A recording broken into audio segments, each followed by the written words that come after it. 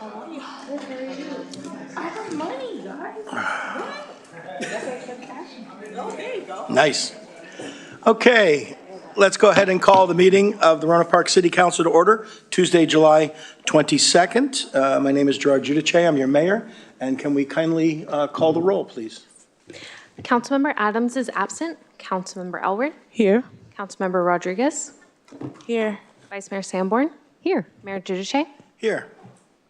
Okay, would you please stand while we do the land acknowledgement, and then the Vice Mayor will lead us in the Pledge of Allegiance. The City of Rohnert Park acknowledges indigenous peoples as the traditional stewards of the land. Let it be acknowledged that the City of Rohnert Park is located on the traditional homelands of the Federated Indians of Great and Rancheria, comprised of Coast Miwok and Southern Pomo peoples. Sorry. Please put your hand over your heart, and we will begin with the pledge. I pledge allegiance to the flag of the United States of America and to the republic for which it stands, one nation, indivisible, with liberty and justice for all.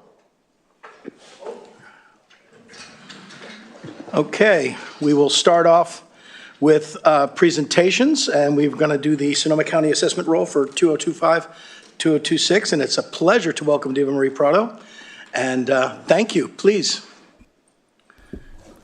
Thank you.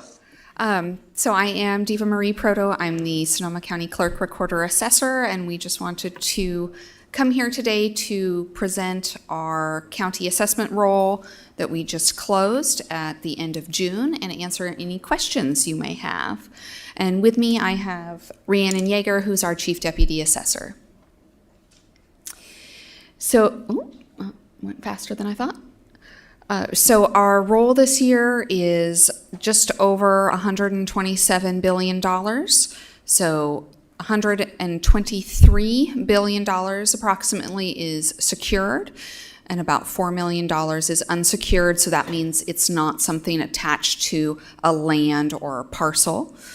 It is a 5.44% increase from last year's values. So most of that, again, was in the secured value, which is where most of the finances are. And we did have a slightly larger increase in the unincorporated area than in the incorporated areas as a whole, but we will break it down by cities. So the 2025-26 assessment roll is based on the values of property as of this past January 1st, and we work on everything in the 2024 year. We close the roll on June 30th, and then the tax bills are sent out by a different department, the auditor, controller, treasurer, tax collector, and so those are all still the tax bills that are due next year in April. Those are still based on the January 1st lien date. And then we do, in our office, process roll corrections and supplemental assessments. For instance, if somebody sells their house, they will get a supplemental bill based on the proration of what they owed versus the old property value. And those are ongoing throughout the year. So a little bit of history of our assessment roll. So as you can see, it's gone up from about $68 billion in 2010 to the current $127 billion. So we do keep growing. But we did have some times of negative growth back during the recession. So usually, because our values are set as of January 1, if there is a decline in the market, there's usually a little bit of time. So you can see those are really coming from the 07-08 downturn. And here is the assessment roll growth for the cities. So as you can see, Rohnert Park's one of our highest ones. We've been having some building, you've been having some transfers in Rohnert Park, and that's brought those numbers up. Here are all the numbers in comparison to last year, so there is quite a bit of detail here, but you can see that land and improvements were the largest increase, and although exemptions, which could be for churches, for nonprofit, for housing, those did go up as well. And really just a quick reminder, all of the property assessments are set by state law. Most of it stems from Prop 13, which was a voter initiative. So all property is reassessed upon a transfer or upon new construction. As of the date of the event, it is assessed at market value. So that's not necessarily the transfer value, but it is always going to be the market value. And then all assessments go up annually by either the CPI or 2%, whichever is less. So we did have some periods of time during the recession where it was not 2%. The last few years have been the full 2% increase. And then we have been working in our office. We have had a backlog really stemming from the 2017 fires and then made worse by subsequent fires in 19, 20, and then the extra workload of Prop 19. So we are getting through that and catching up, which does add a little bit to the growth that you'll see there. And then we just wanted to remind everybody, so you guys were aware, Proposition 19 is still a relatively new law, and that really gives people the opportunity to transfer their base year values, but it will decrease in a lot of cases if people are moving into Rohnert Park, that assessed value. So they can transfer their assessed value from a prior home into a new home if they are over the age of 55, and they could also pass that base year down to a child if they qualify for that.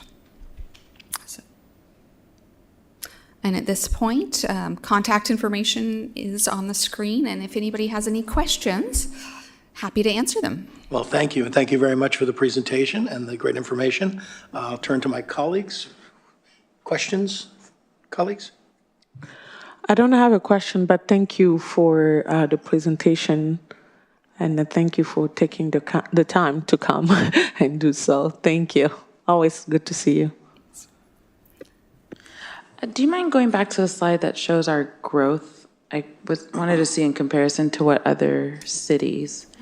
So I'm sorry, I don't have my glasses, they broke. So it's looks like kind of your top four: unincorporated, Sebastopol, Healdsburg. Okay. And then Healdsburg is slightly higher as well. Okay, so we're the third largest city in the county, but one of the only ones up there with that growth, which is great to see. Mm-hmm.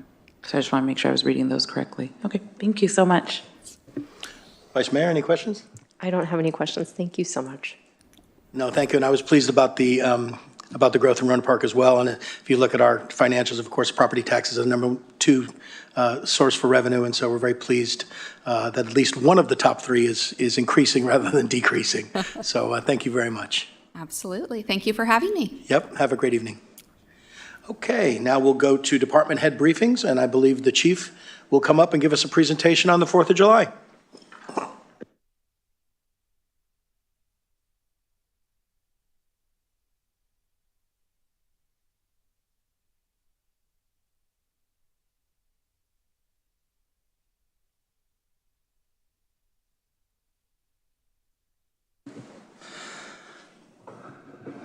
Thank you, Mayor, members of council.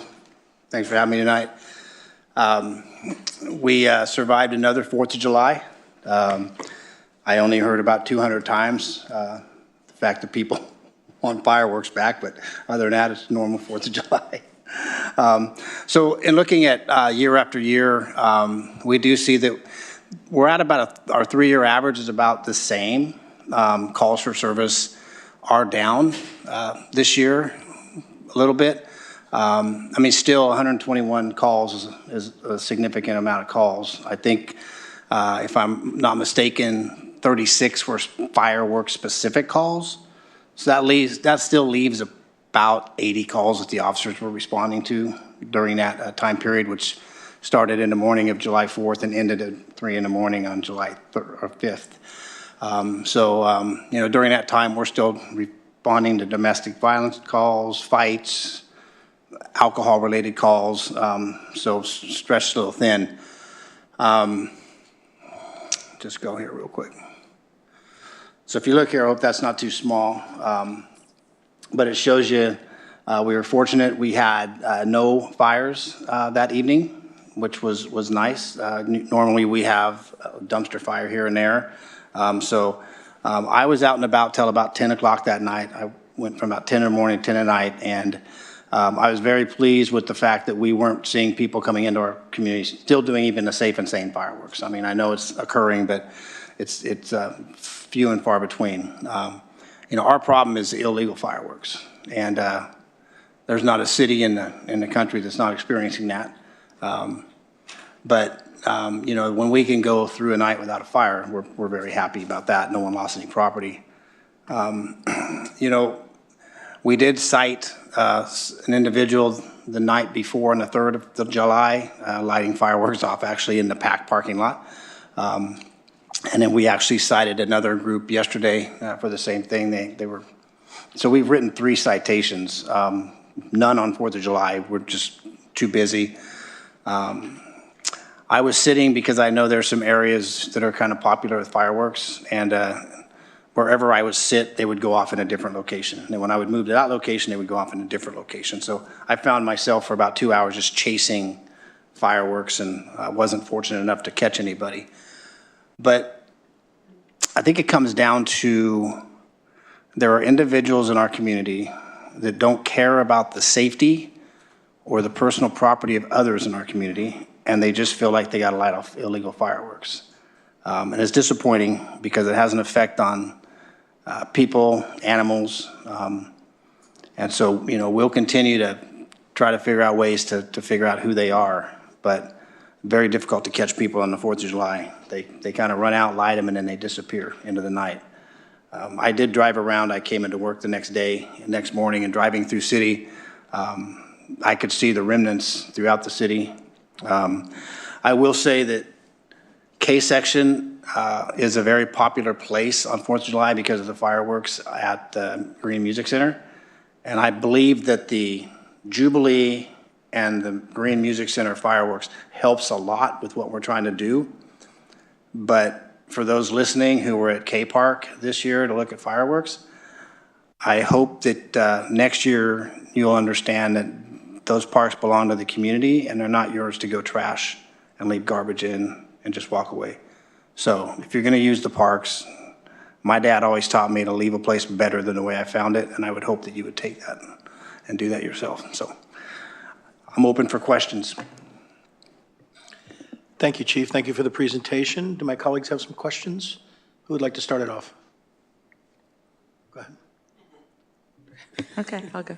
I have lots of questions. But I know you answered some of these, Chief, and so just on the basis of education, right, for folks, for myself and for the community, when you're talking about citations and our officers have to, based on the ordinance and law, they have to see it in action in order to be able to write the citation, correct? An officer. We have to witness the violation in order to write a citation. You're correct. Yes. Okay. So if I call because I witnessed it, essentially what happens is I would have to be willing to do a civil arrest? It's not necessarily a citizen's arrest. What you do is you become my witness. You say, I will be a witness if this person fights this ticket. So I write the ticket on your behalf. Okay. I do take your information, I put it in my report, and then if the person appeals it, you would come in and testify to witnessing it because I couldn't. Okay. We'd do it together. Okay. So if I were to call dispatch and then an officer arrives, explains that to me, right? I didn't witness it, you'd have to be the witness, and I go, never mind. That does not equal the department doesn't do anything. That means I was not willing to do something, in a sense. Correct. What happens is, and I'm usually the one that people talk to about it, and what I tell them is, if you're not willing to help, to be my witness, I can't do anything about it. My hands are tied. And what happens is people take, and they walk away, they forget about the first part of that conversation, and they just reiterate, the chief said they're not going to do anything about it. And so it is trying to educate people, but believe me, every year, if I know there were fireworks in an area, I go knock on doors, and I try to find witnesses, and people are just very reluctant to be that witness. And I understand it, but it's part of the rule. If you want the rule to move forward, I need your help.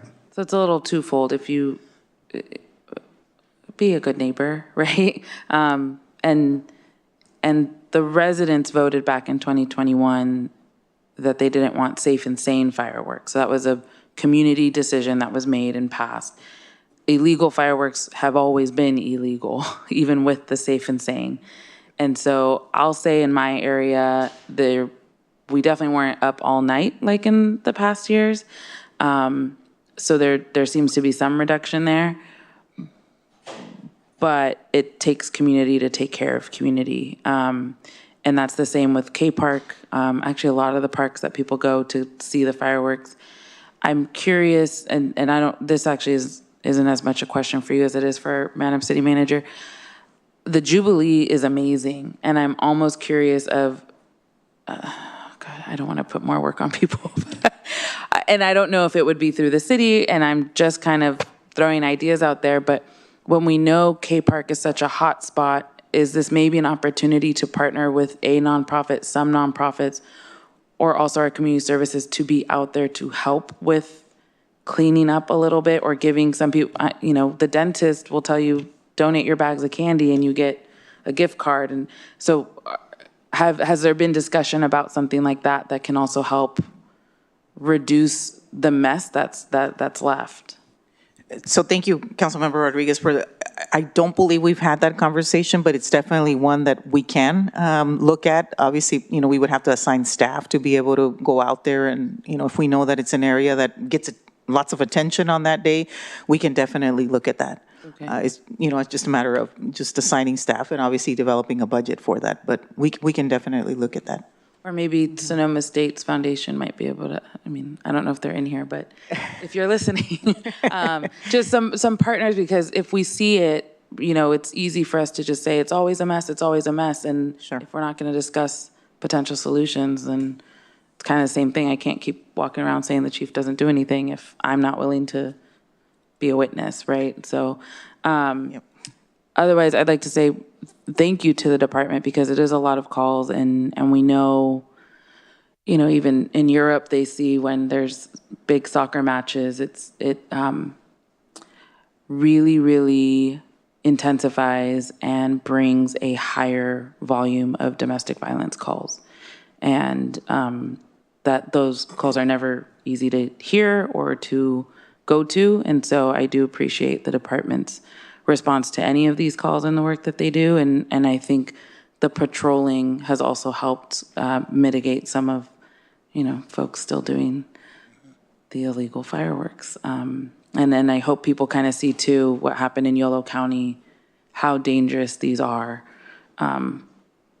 If you're not, there's a reason why they're illegal. So thank you. 100%. Thank you. Comments? Yeah. Chief, thank you for the presentation, but I have to say, public safety have been doing your part of the job, and if people are going to misbehave, I strongly believe that the city paying money cleaning up after them, I don't think, for me, I feel like we're rewarding misbehavior. I mean, if people are not going to be taking care of their own, because the park is, it's a public park, so that belongs to the people. So if the people are not taking care of their own stuff, for me, I don't feel right to have someone else, like a nonprofit, to come and clean after themselves. I mean, we need to, like the chief said, we have to, to hold everybody accountable. You don't take care of it, then you're not going to use it. Let me clarify one thing on the solution I was trying to provide. Of when I say partnering with a nonprofit, I mean if partnering with a nonprofit to maybe host a fundraiser there, if people are already there, and then usually there's a cost that would help mitigate kind of paying for staff or paying for people to clean up. I still agree that folks should be cleaning up if you're going and you're taking stuff to watch the show, that's fine. It's public. I totally agree. Just pack it back up or throw it away, right? But I also see it as an opportunity for us to partner with some of our nonprofits, especially the ones that were kind of dependent on fireworks sales in the past. This might be a different opportunity for them.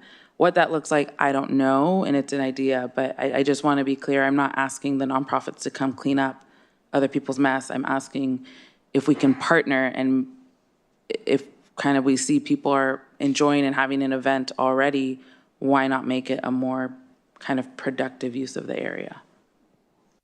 Okay. Well, thank you for the work that you did. I mean, looking forward for next year, but thank you. You're welcome. Thank you. Vice Mayor? My questions all got answered. Thank you, Chief. Thank you. Yeah, and I appreciate Councilmember Rodriguez's potential solution. I got a lot of calls from my residents over in K-section, and the park was in pretty bad shape. They was really left a mess, and it's unfortunate. We would hope that people would clean up after themselves, and hopefully maybe we can think about a solution moving forward, because now that, the Green Center is so popular, not only are they, going there, but they're going out on Heimbach Creek, and they're going out on that piece of dirt there that's in front of Expressway there to watch the fireworks. And I'm sure that litter was duplicated in numerous spots, across the city. And maybe next year we can strategically locate maybe some dumpsters or something, to assist, because it was a large volume of material. So I think that's one of the things with K Park. There just wasn't anywhere to put it, so people Right. left it there as opposed to packing it up and packing it out. So, yes. Yeah. exactly. And thank you very much for the report. We appreciate it. Thank you. Okay, we will go to public comment for any of the items that is not listed on the agenda. And I have a number of cards. We'll start with Jason Kindle. Is it Jason Kindle? Please.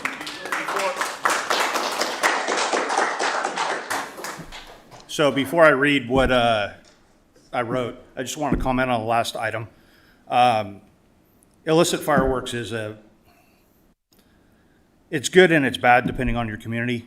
Something that I urge council to consider, because other communities have done it, is partner with nonprofits like Samantha had mentioned, in the sense that you have licensed drone operators filming the Jubilee, and in turn, those feeds can be viewed by our officers to help pinpoint some of those areas of illicit activity. So I'd just like you guys to look into that. If you got any questions on that, you can hit me up. Good evening, Mayor, Vice Mayor, council members, and city staff. My name is Jason Kindle. I've proudly served Rohnert Park for 16 years. A city isn't just infrastructure. It's bound by shared purpose, and people are that purpose. I'm currently employed as an instrumentation tech. I began my career as a maintenance helper and progressed through the maintenance worker series. Each step in this journey required dedication, learning, and hands-on experience. There were no shortcuts. Today, I oversee and maintain the complex systems that safeguard our water and wastewater infrastructure. Systems that require specialized training, including advanced diagnostics, programming, real-time problem solving. These systems are the backbone of our city's water safety and reliability. Operating them not only requires technical expertise, it demands adaptability, especially in the face of unexpected challenges. Despite the critical nature of my role, my compensation no longer reflects the market rate for my skill set. Unfortunately, due to this pay gap, I had to move out of the Rohnert Park area to find affordable housing. I now live beyond the 30-minute mandatory response window for being on call. I've served on call for 15 years as a direct result of not being paid fairly. This distance disqualifies me from standby duty in after-hour emergencies. Every minute matters. Everything from a water leak to a dumpster fire that happened because of fireworks, we respond to it all at Public Works. This isn't just about my situation. It's about retention, equity, and justice for the workforce that you see standing here. They keep the city running. The average Public Works employee now has less than 5 years' experience compared to the 14 years previously. Equity adjustments since my hiring in 2009 have always been budgeted in the enterprise funds. Now the city must follow through, aligning pay with market standards, ensuring employees can afford to live where they work.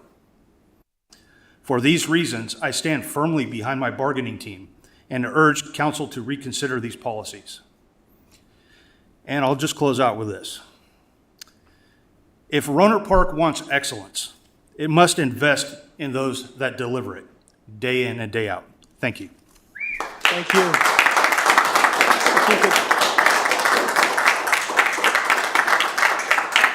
If we could kindly hold off on the clapping, that would be great. Peter Alexander?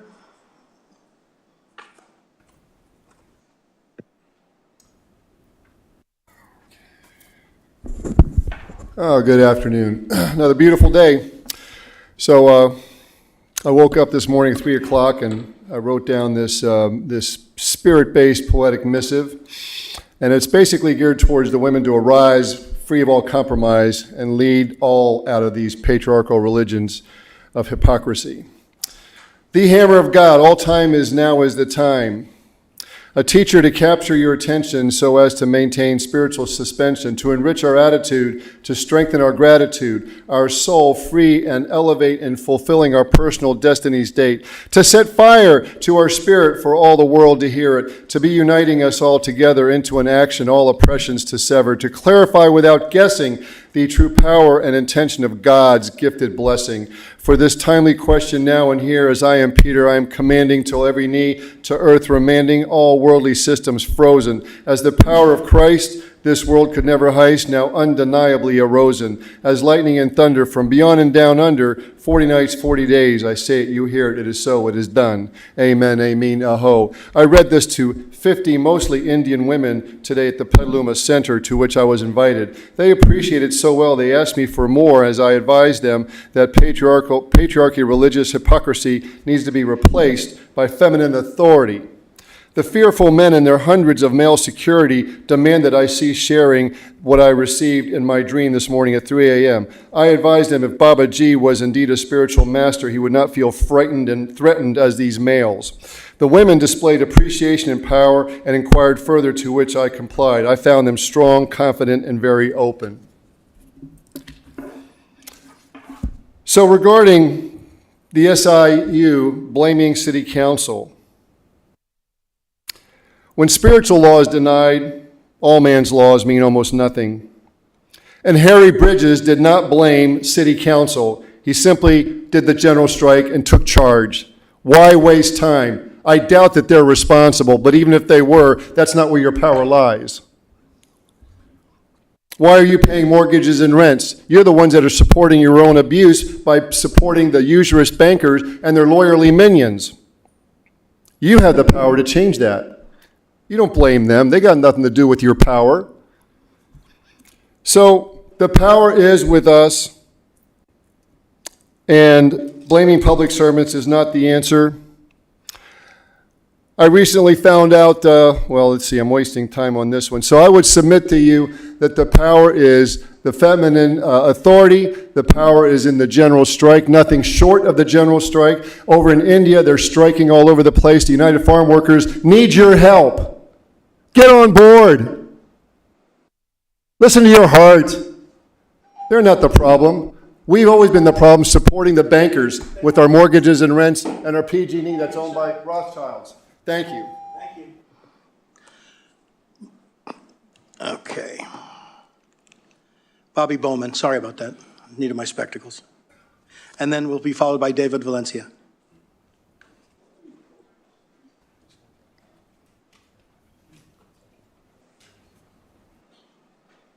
Hello, my name is Bobby Bowman. I've worked for the Parks Department here at the city for over 2 years now. I've called Rohnert Park my home since 2012. My wife is a lifelong resident here, and her parents have been here since the 1970s. Her dad was an educator and coach at Rancho Cotati High School for over 30 years, and now my wife is an educator there. We've been on the board for RPGSA softball. I've been a coach for both of my daughters. and my wife has been on the PTA for several years. I say this to give you an idea about how much this community means to my family and I, and how we're always looking to improve it. That's why I came here 2 years ago. I would look around and see things in the community, wishing I could do more to make a difference. Then came an opportunity to apply for a parks maintenance job. Here was my chance to give back to the community while having the time and resources to do so. Through the ups and downs, full crew or short staff, I've given this job my all every day. My kids use these parks. They've helped me plant trees on Arbor Day, and I love being able to drive past the park with them and say, my crew and I did that. It's given me a great sense of accomplishment. Though I'm proud of what I've been able to give my community, what's been given back has fallen short for my family and I. My children are involved in sports here, and it's getting harder to pay the bills and provide them with every opportunity that they deserve.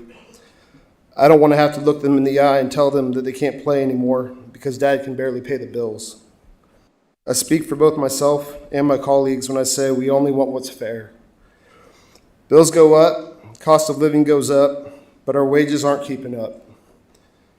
16% under market just isn't right.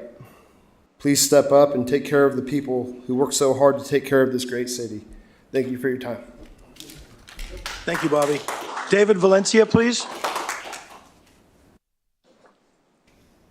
David, are you there? Yeah. Okay.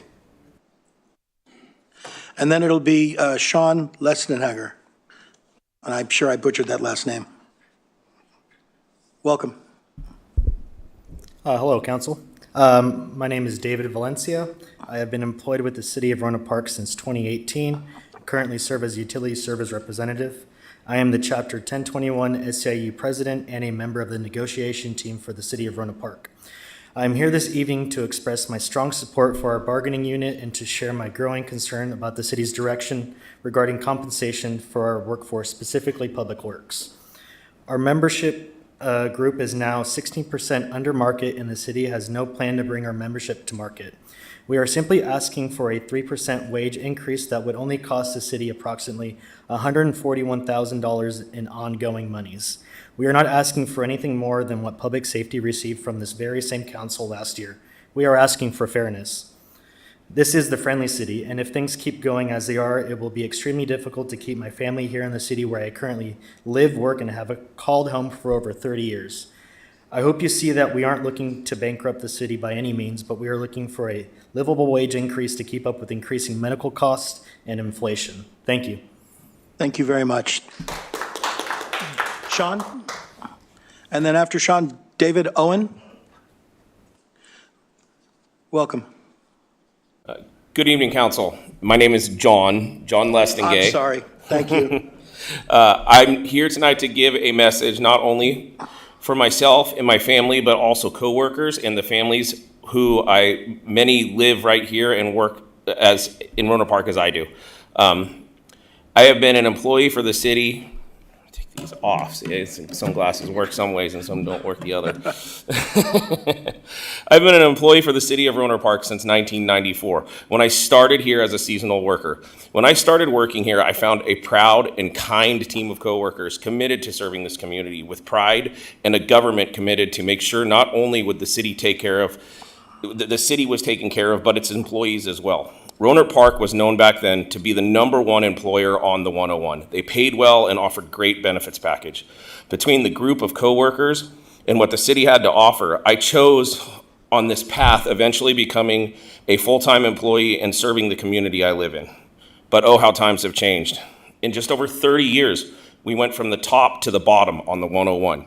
If you have lived and worked where I have lived and worked here as long as I have, and you have seen the changes this place has undertaken, the pride, kindness now faded, just a place to collect a paycheck, some education, maybe a title of significance, only to improve your profile for the next opportunity elsewhere. We have become a training grounds. The city is no longer pays well enough to keep people around, and the poor morale drives people away. It is the lowest I have seen in my years of service. We want to ask you, the council, to rethink this path we are going down.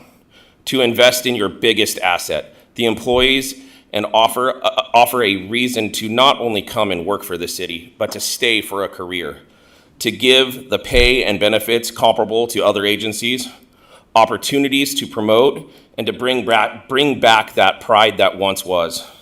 The community deserves this just as much.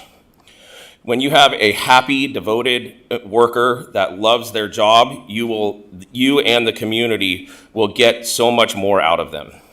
We came to the table with hope that this year would be a good year, but found out fast that we were wrong. After months of negotiating, we hit our bottom.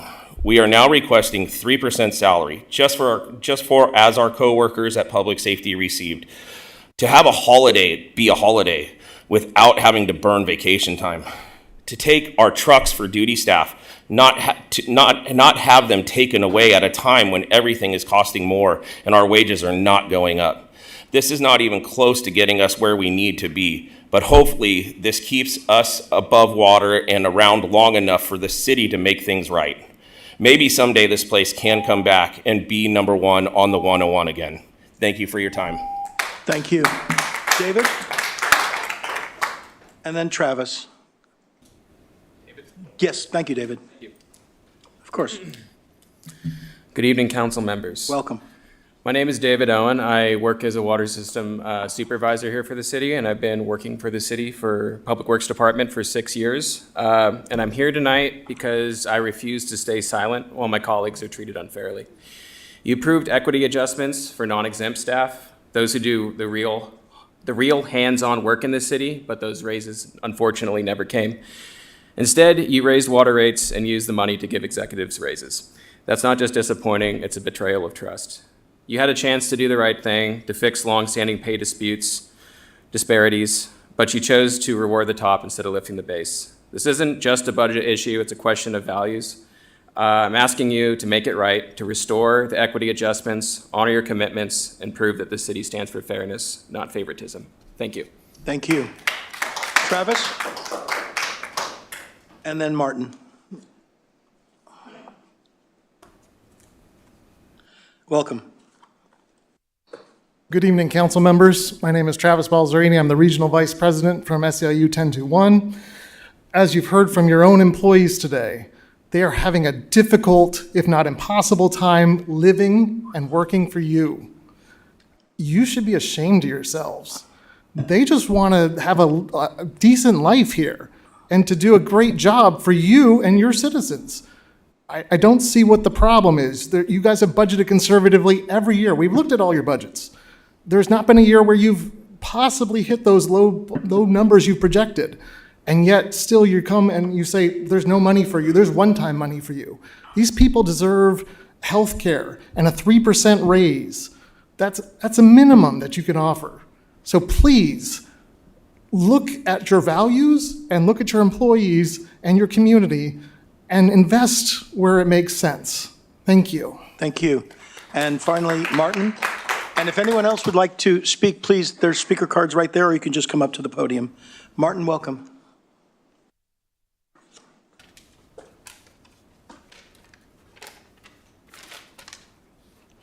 My spectacles on here. Take your time. Good evening. My name is Martin Avila. I'm Fleet Services Supervisor Mechanic for the City of Rohnert Park. I've been here for 18 years. The city's had 2 mechanics for over 40 years. 1 full-time mechanic and myself. We have 1 mechanic and a half to maintain the city's fleet due to the administrative obligations I have as supervisor. We maintain 235 pieces of equipment, including police vehicles, 6 fire trucks, utility trucks, backhoes, dump trucks, landscape equipment, and tree equipment. The average government fleet mechanic to equipment ratio is around 75 pieces of equipment per mechanic. We are at 156 pieces of equipment per mechanic here. That's based on a mechanic and a half. Every department in Public Works is in a very similar position. We are all doing more, wearing more hats, doing more with less. Every year, every department has grown substantially to the point we no longer have a break room at the courtyard because it was turned into office cubicles for growing administrative staff. Meanwhile, our break room has been moved out to the warehouse. Less personnel, less proper equipment, and now less pay and higher priced healthcare. We need to get paid. The city of Rohnert Park has money to pay their employees. It's a shame that you are not making a valiant effort to find a way to put some sort of cost of living wage in every employee's pocket. Shame on you for consciously knowing we are all getting a reduced paycheck and not giving back to your employees. There was once a time that the city of Rohnert Park was proud to pay their employees the best salary, the best benefits. There were long-term employees here, employees with 10, 30-plus years of service all over here. Working for the city of Rohnert Park was once considered a career. Now you have new hires to 5-year employees on average because the city has now created a government training facility for new hires. They get hired, work here for a year or two, then move on to better benefits and salaries elsewhere. I ask the city to please start bargaining in good faith to keep your word on internal pay equity and keeping our pay and benefits up with the current market. Please bring back the culture of showing your appreciation of your employees and giving us what we come to work for every day, an equitable salary and benefits. Thank you very much for your time. Thank you. Thank you very much. Okay. Would anyone else like to comment before we close the public comment? Okay. Actually, Can I speak on behalf of another member who's not able to? absolutely. You go right ahead. Okay. They wish to remain anonymous, but Yeah, could you name the member that you're speaking on behalf of? They're a retired member. A retired member. Okay, thank you. Appreciate it. I'm speaking on behalf of them tonight because they refuse to stay silent while their colleagues that they worked alongside for 30 years, both yourself, Gerard, and Ms. Hollingsworth, helped them. We helped you guys get into place. Hollingsworth spoke at their retirement, and one of them, Tom Kelly, you could call him up on the phone and the problem would get fixed. There was no government red tape, none of the other stuff. And I'll read what kind of combined both their statements. You approved equity adjustments for non-exempt staff, those who do the real hands-on work in this city, but those raises never came, time and time again. Same with the previous council. There was a equity study done 2 contracts ago, and we received 80% of the median. You raised water rates and used the money to give raises to executives. That's not just disappointing, it's a betrayal of trust. You had a chance to do the right thing, being new council members, to fix long-standing pay disparities, but you chose to reward the top instead of lifting up the base. This isn't a budget issue, it's a question of values. Restore equity adjustments, honor your commitments, and prove that this city stands for fairness, not favoritism. Thank you. Thank you very much. Okay.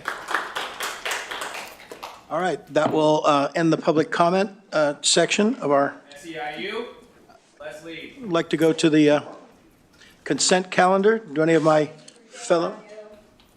I don't want to pull it. I just have some comments on 7G. Okay, go right ahead and make some comments and then followed by a motion. Yeah, just in reading it, I am asking, I guess, the staff if we can look at corporate sponsorships and potential like low-income / scholarship programming. There's a rate increase, but as we know, and as we've just heard, the impacts that takes on our community members, really anybody, and the cost. Just so that my colleagues know, when I looked at the table in the staff report, if I picked one person from each, section, category, thank you. If you had one of each in the family, it's $125 to go to a show. And so I just, in reading that, just seeing that, we have incredible big box corporations and great organizations in Rohnert Park and surrounding. And the Spreckles Performing Arts Center provides such incredible events and programming that I'd kind of like to see an alternative in addition to. So that's all I wanted to share. Yeah. And would you like to make a motion? Yeah, I'll make motion to approve our consent calendar. Okay, does that have a second? I'll second that. Fantastic. We'll do a vote of affirmation. All those in favor, please say aye. Aye. Any opposed? Seeing none, motion carries 4-0 and 1 absence. Thank you. We'll move on to the regular calendar. We're going to receive a presentation by Marin Municipal Water District regarding a supply agreement and updates. And who is welcome? Hello, Mayor, Council. Courtney Bowser, Management Analyst for Public Works. Hi. I don't know. Let's see. Are you? You can come on. Yeah, please. Oops. Please, welcome. Welcome, Courtney, and you are, sir? This is Paul Sellier, Water Resources Director for Marin Municipal Water District. Thank you. Please begin your presentation. This item before you requests direction for Vice Mayor Sanborn, who is the city's representative to the Water Advisory Committee, or WAC, to recommend approval of a new water supply agreement between Marin Municipal Water District and Sonoma Water. A little background or refresher for those who are familiar. The WAC is made up of representatives from Sonoma Water's contractors, including the cities of Santa Rosa, Sonoma, Cotati, Petaluma, Rohnert Park, the town of Windsor, North Marin Water District, and Valley of the Moon Water District. Marin Municipal Water District participates in the WAC as a non-voting member. Additionally, the Technical Advisory Committee is made up of staff from each of these agencies, and it meets monthly to review and coordinate on technical and operational issues. The tech leadership reviewed this draft agreement and made proposed revisions, all of which were accepted and included in this draft agreement.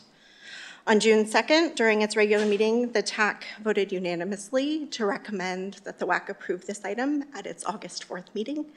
So that's what we're seeking direction on today. All member agencies have presented staff recommendations to approve the agreement to their WAC representatives, with the exception of the City of Cotati, which voted for a conditional approval. There's a detailed analysis included in the staff report, but in summary, the proposed agreement replaces the current ones that are expiring at the end of this year by way of an extension, and it extends the term for 15 years, which will align with the 2006 restructured agreement that we're a party to, so that they expire at the same time. It also updates provisions to better support operational flexibility and regional water resiliency. There's no negative fiscal impact to the City of Rohnert Park, and staff recommends approval. I have Paul Sellier here to give a more in-depth presentation on the agreement itself. Thank you, Courtney. Good evening, Council. I'm Paul Sellier, Water Resources Director with Marin Municipal. That was a great summary of kind of a challenging information. I'm not even sure I need to give my presentation to you, but since I came all the way, I mean, it's entirely. Mayor, you say it's your call, but I'll run through the presentation. Yeah, if you can do that briefly, especially for the sake of the public who may not, you know. Yeah, I will. Okay. So thanks, Courtney. Again, great summary. So we'll cover quickly some background. You know, Marin Municipal Water District's may not be at the forefront of everybody's mind. You all in the city of Rohnert Park have a few things going on that you need to take care of. So we'll touch on that, and we'll get into some of the history of this water supply agreement, which is always fun. You know, what was it? Mark Twain, I think, said whiskey's for drinking and water's for fighting over. And that was, 100 years ago. And then we'll just touch on some of the water supply resiliency efforts that Marin Municipal Water District has been engaged in before circling back to the agreement process and schedule. So very quickly, Marin Water, of course, serves 10 towns and cities down in Marin County and some areas of unincorporated Marin County. Our water supply is largely from 7 local reservoirs. About 3/4 of our water comes from there, and another 25% or so comes from the Russian River. In total, our customers consume about 23,000 acre-feet of potable water every year. We have, over the years, developed two agreements, and they've been merged into one agreement over the years. One is referred to as the off-peak, and the other is the sale of water agreement. These agreements expired in June 30th of this year, and we've executed an extension for 6 months while we go through this process. And as we were looking at the agreement, it really presented an opportunity to clean up terms. As you can imagine, contracts that were signed and first conceived in 1975 have a very different backdrop than where we are today in terms of water. Just briefly, the Exhibit A off-peak water supply agreement established a 4,300 acre-foot per year minimum take or pay. So that means if we use it, great, we're going to pay for it. Even if we didn't use it, we're going to pay for it. The second agreement, which came some years later, established an additional 10,000 acre-feet of water and added 1,000 acre-feet to the take-or-pay. So we have a take-or-pay today of 5,300 acre-feet per year. In addition to benefiting from the security and water supply from the Russian River, Marin Water District has been paying for the water over the years, and we've made a number of lump sum payments since 1984. You can see the three up here totaling a little over $9.5 million. And in addition, we pay an 11% premium per unit of water that we purchase over the highest charge on the aqueducts. And in addition to that, we pay a Russian River projects charge and conservation charges. So all of these charges are designed to keep us sort of on an equal footing with your residents who are paid through the tax roll for their water supply. Oops. In terms of summarizing the key terms of the agreement, I mean, Courtney's staff report is just one of the best I've seen. This slide doesn't add a whole lot to that. The term has changed from 10 years to 15 years. The total volume of water is unchanged. It's 14,300 acre-feet. We are adding another lump sum payment of $12.5 million, just sort of reflecting where we are today in terms of water supply generally and recognizing ongoing vulnerability to drought conditions in our area of Northern California. And that $12.5 million will be going to Sonoma Water for resiliency projects, and that will support all of the contractors. The take or pay has not changed. We are changing the maximum delivery limit, which in the old contract ratcheted up by about 1,000 acre-feet per year was the most you could do. The new maximum delivery limit is sort of based on a more practical aspect, and that is whether water is available, first of all, and then if the water is available, is there transmission capacity to move that water to Marin. And if those two conditions exist and Sonoma want to sell it and Marin want to buy it, it would be sort of a denial of income stream for Sonoma Water. So we think it represents a good improvement. Additionally, it helps us in terms of supporting winter water project, which we'll touch on as part of the resiliency projects next. The cost of water hasn't changed between the two agreements, so that remains absolutely identical. Just switching now to water resiliency, this black line represents our reservoir storage levels, and it's kind of our canary in the coal mine, if you think of it that way. And you can see that low point there in October of 2021. It's about the lowest point it's ever been. And that we were maybe 6 to 8 months before running out of water. It's not a great position for a water district to be in. Maybe the only thing you can't do, right, as a water district is run out of water. So fortunately, the rains came, and you can see that black line climbed up pretty vertically there. So storage was recovering quickly as a result of 100-year rains, which gave us time then to step back and look at our water supply resiliency. What was the best option for us going forward? And like a lot of agencies, we focused initially on what you can do quickly and what's within your control. And so we looked at water efficiency, and we've invested heavily in that. And if you study the graphic to the right, essentially it shows a blue line of demand, and then in the drought, that blue line sort of flat lines quite a bit below that yellow line, which was our projected water use at the time. So we're some 4,000 acre-feet below where we thought we might be. And it's difficult to think of conservation or water efficiency as a water supply, because you've got to be able to count on that. And we know that water efficiency is a behavioral change in our customers, and that can move in time. So we've chosen to allocate and reduce our need for water by 2,000 acre feet, even though we're currently 4,000 acre feet below where we thought we would be. So a significant win for water efficiency. We also went through a number of processes within a strategic supply assessment that led us to a roadmap identifying a number of different projects and ideas that we could evaluate. And I won't go through all of this, but basically from left to right, you start with the roadmap, which are these broad category areas, and then we sort of exploded them into 34 different alternatives and developed those to a level that we could start assessing them, and then the ones that we liked from that were shortlisted. So there are about 16 shortlisted, and those were looked at in some detail and further whittled down to the final 4 you see on the far right of the screen. And of those 4, the most favorable was a winter water project, which essentially consists of constructing a 13-mile pipeline out through Nevada, roughly going along the San Marin Avenue. So coming off the North Marin Aqueduct, we go all the way out to Nicosia Reservoir. What this concept is that even in a drought, we're going to receive atmospheric rivers in the Russian River.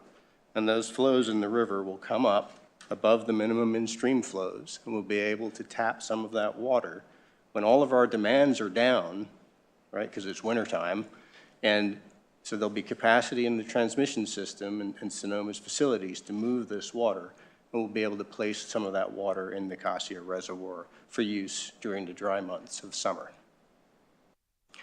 The project benefits, of course, we don't need to build reservoirs, they're already there, and in a drought, they'll be drawn down, hence the capacity to receive some of this winter water. Generally, we're bringing more water into our system, and there's opportunities for others to bank water and think about transfers at some point. Oops. Hair trigger. This is a bit of an eye chart. Basically, it's a table of flows for the Russian River. And the take home from here is that in the driest year in this 22-year period, there was 83,000 acre feet of water that went out to the ocean unused. This is after all of our uses have been withdrawn from the river. 83,000 acre feet still went out. We're looking at trying to pull in 4,000 acre feet of that. The maximums you can see there, it's over 3 million, and on average, it's about 1 million acre feet or so. So there is a lot of winter water available for all of the contractors, and there are no additional water rights required in order for contractors to use that water. So our schedule, we've been working through and heading towards a WAC, a Water Advisory Committee Council vote on August 4th of 2025. And tonight we're on that penultimate bullet where you all are considering your recommendation for your WAC representative at that meeting. The agreement is, of course, subject to approval by the Water Advisory Council, and each contractor has a representative on that council. And tonight, Marin Water is requesting your support for the approval of that agreement. That concludes the presentation this evening. Thank you. Thank you very much, and appreciate the presentation. Before I turn to my colleagues, does anyone from the public wish to address the council on this topic? Okay, seeing none, who would like to start us off? Mayor, if I could briefly, I neglected to mention we also have Don Seymour, Deputy Director of Engineering from Sonoma Water, who's available for questions if council has any questions for Sonoma Water as well. Thank you and welcome. Who would like to start us off? Maybe the Vice Mayor would like to start us off. I'll start us off. I'm our WAC representative. Good. I will just say that I think that this is a wonderful opportunity. I always love seeing partnerships, collaboration, and also the cleaning up of old stale agreements. So, and the $12.5 million toward resiliency projects is nice too. So I feel like this is a win-win-win. It doesn't really impact Rohnert Park directly in any way other than we are contractors for Sonoma Water and they have this partnership. So I just want to thank you for being here, and Dawn, thank you for being here as well, and for the very concise summary of one of the most complex issues out there, which is water. So thank you. I don't have any questions. Thank you. Anyone else for questions or comments? There we go. I was just going to say thank you for the presentation. and bringing a little bit of clarification here, because when I saw that, I was like, okay, the first question people we have on their mind. So is it going to impact us, or how much money are we going to pay, and all that? So the Vice Mayor gave the answer, and you guys did a good presentation. So thank you. Councilmember? Thank you for a concise and as clear as you can get presentation and report on that. I know it can be difficult. It's a difficult kind of subject matter for folks to be able to absorb, so I appreciate it. Thank you. Yeah, I guess the elephant in the room is, the 15-year agreement, juxtaposed to what's going to happen at Potter Valley and how that's going to affect the regional water availability, as they start to unpack that and move forward. I don't know if anyone wanted to make just a rough comment on any of that. I would, with your permission, Mayor Giudice, invite Don Seymour to the podium. That's what I was hoping would come up. Welcome, Don. Thank you, Mayor, members of the City Council. Yeah, that's a complex question there. The Potter Valley project is an unknown. I think you're probably aware Sonoma Water has been heavily involved with a number of partners, Humboldt County, the Round Valley Indian Tribes, Cow Trout, Trout Unlimited, the California Department of Fish and Wildlife, trying to come up with some solutions. I'm happy to report that the Eel Russian Project Authority, which is the joint powers authority that was formed to try to build a new facility simultaneously as PG&E eventually will remove the dams, approved a water diversion agreement among all those parties that was developed by those parties. That agreement was approved just recently by the Tribal Council for the Round Valley Indian Tribes, supervisors for the Board of Supervisors for Humboldt County, and then also Sonoma County's Board of Directors and Board of Supervisors. So there's a lot going on to try to make sure that diversion continues going into the future. It will be on a run of the river because those dams will no longer be in place. It'll be done when hydrologic conditions are being met on the Eel River. That being said, it's still going to have water supply impacts, but I would just point to Healdsburg and west of Healdsburg, we have Lake Sonoma, and that is a primary water source for the contractors. That's unaffected by what goes on at Potter Valley. The big effects of Potter Valley are really the reliability of Lake Mendocino and water demands on the upper Russian River above Dry Creek. And the impacts to Sonoma Water on that are, we really use Lake Mendocino to meet our minimum stream flow requirements down to Dry Creek. And so going forward, that isn't, a requirements of our water rights. That's a requirement for us to operate Dry Creek and move water from Lake Sonoma down here. So that's why we're so intently working on preventing that diversion from going away. But to get to just the heart of your question, Lake Sonoma is your real water supply, and that will be unimpacted going into the future. Thank you, and thank you for that background. I appreciate it. So are we in agreement, Council, to give direction to the Vice Mayor to vote in affirmative? Okay. Yeah, it doesn't need a motion. I make motion. Do we need a motion? Okay. Where did it go? Okay. I make motion to recommend or give authority to our city representative to the Water Advisory Committee to recommend approval of the proposed water supply agreement between Marin Municipal Water District and Sonoma Water. Does that have a second? Good. Vote of affirmation. All those in favor say aye. Aye. Aye. Opposed? No. Carries 4-0 with one absent. Thank you very much and have a great evening. Thank you. We'll now welcome our, House, our Finance Director, to give a annual comprehensive financial report and single on it. Welcome.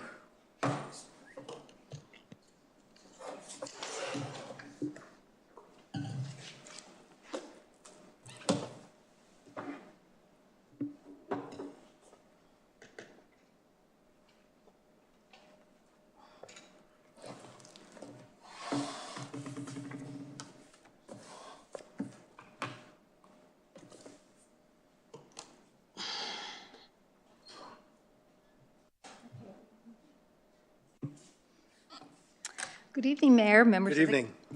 Good evening. I'm here to present the results of our fiscal year 2023-24 financial audit. And in addition, I will be presenting some financial highlights of the general fund and some other funds. As a reminder, there's many reasons to have a quality annual comprehensive financial report. Some are regulatory, some are best practices, some are for the council and management to make sound fiscal decisions. But the most important reason is assuring the residents of Rohnert Park that we are reporting our financial position in accordance with generally accepted accounting principles, or GAAP, which in turn assures that we have properly accounted for the public funds that we manage.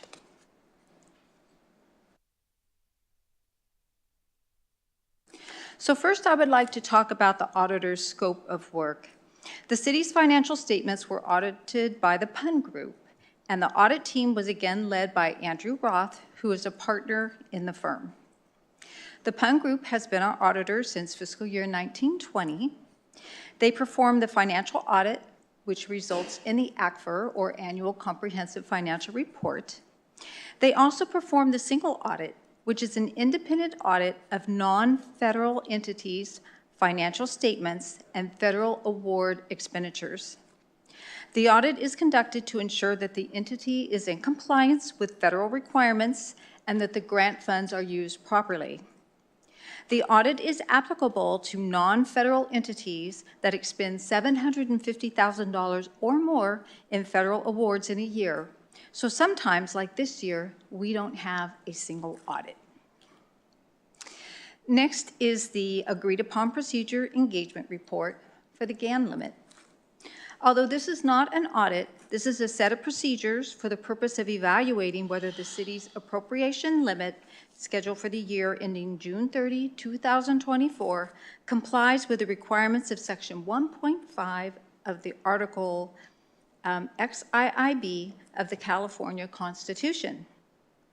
Council received this report in June in advance of the adoption of the budget, so it is not included here.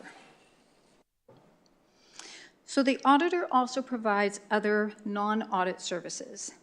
They provide technical assistance in preparing financial and other statements. They prepare the city transaction report, and they do tax filings for the Rohnert Park Foundation. So there are several things that the auditor are required to communicate to management. And they are required to report any misstatements, and there were no corrected or uncorrected misstatements. They are to report consultations with other accountants, and we had none. They are to report any significant difficulties, and they reported none. They also are required to report any disagreements with management, and there were none reported. So as management, we have several responsibilities. We prepare the financial statements. We present the financial statements in accordance with GAAP. We adopt sound accounting policies. We establish and maintain internal controls. We provide supporting documentation of amounts, and we prevent and detect fraud. So the auditor has their responsibilities as well, and they include the performance of the audit. They are to ensure that we are in compliance with all auditing standards. They communicate with management and those charged with governance. They assess risk of internal controls over reporting and compliance. They determine the fairness of the presentation of the financials, and they render their opinion on the financial statements themselves. So here are our audit results. And so the auditor issued an unqualified or clean opinion that the city's financial statements are fairly presented in conformity with generally accepted accounting principles. And so for this year, we had no single audit because the city did not meet the threshold of $750,000 in federal expenditures.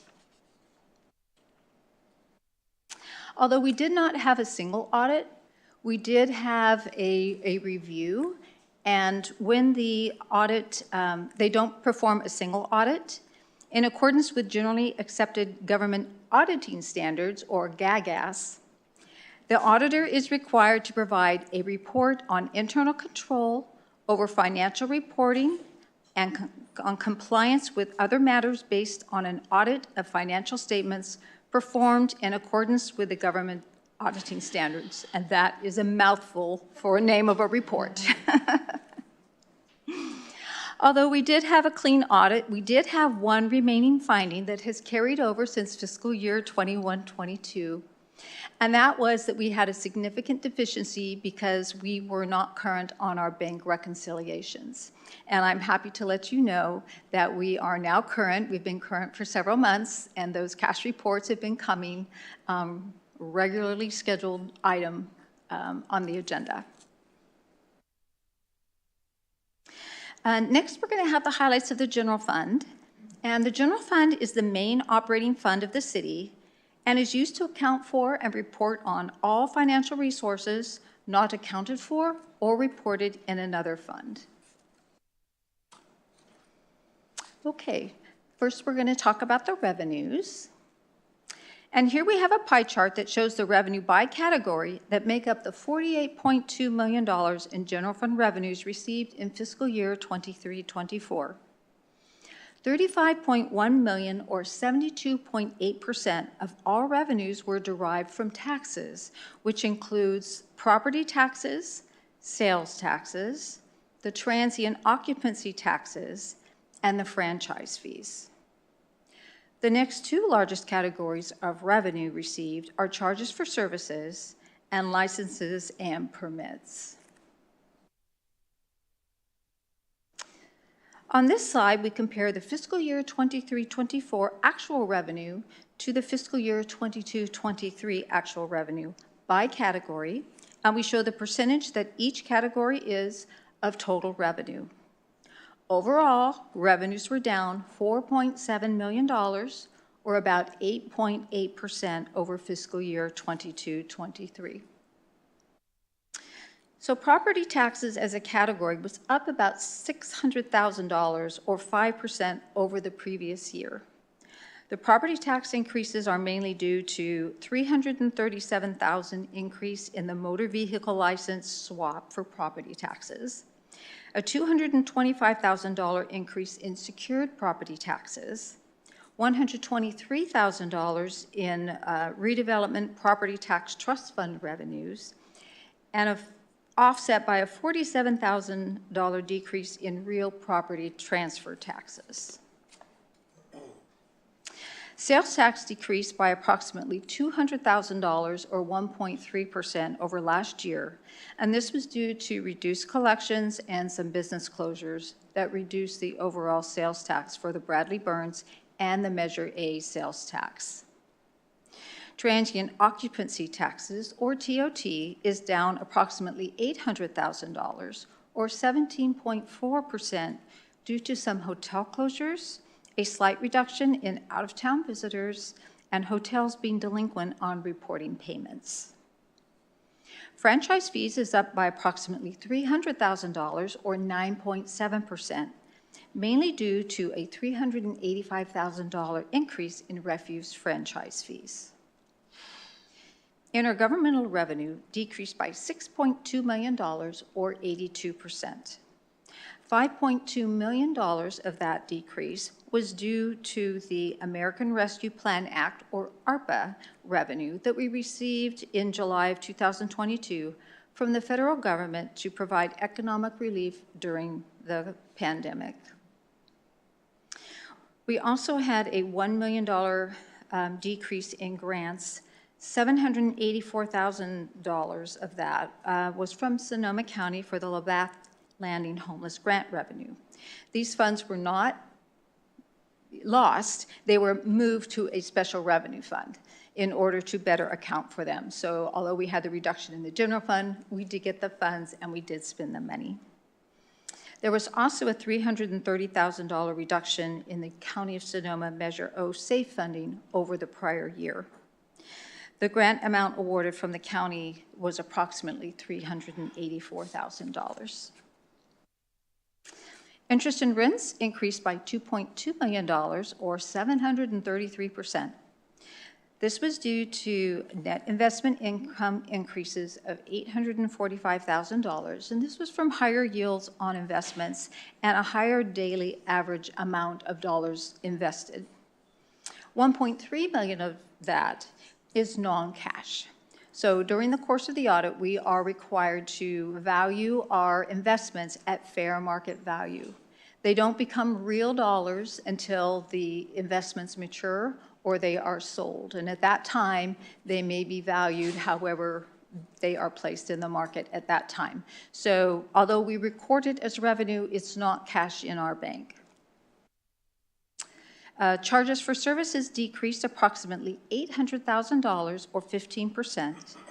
And this decrease is primarily due to a decrease of $1.6 million in cost allocation plan charges, an increase of $580,000 in non-departmental charges for services charged to the enterprise funds for internal service funds and special revenue for their allocation of workers' comp, liability, auto, and property insurance costs.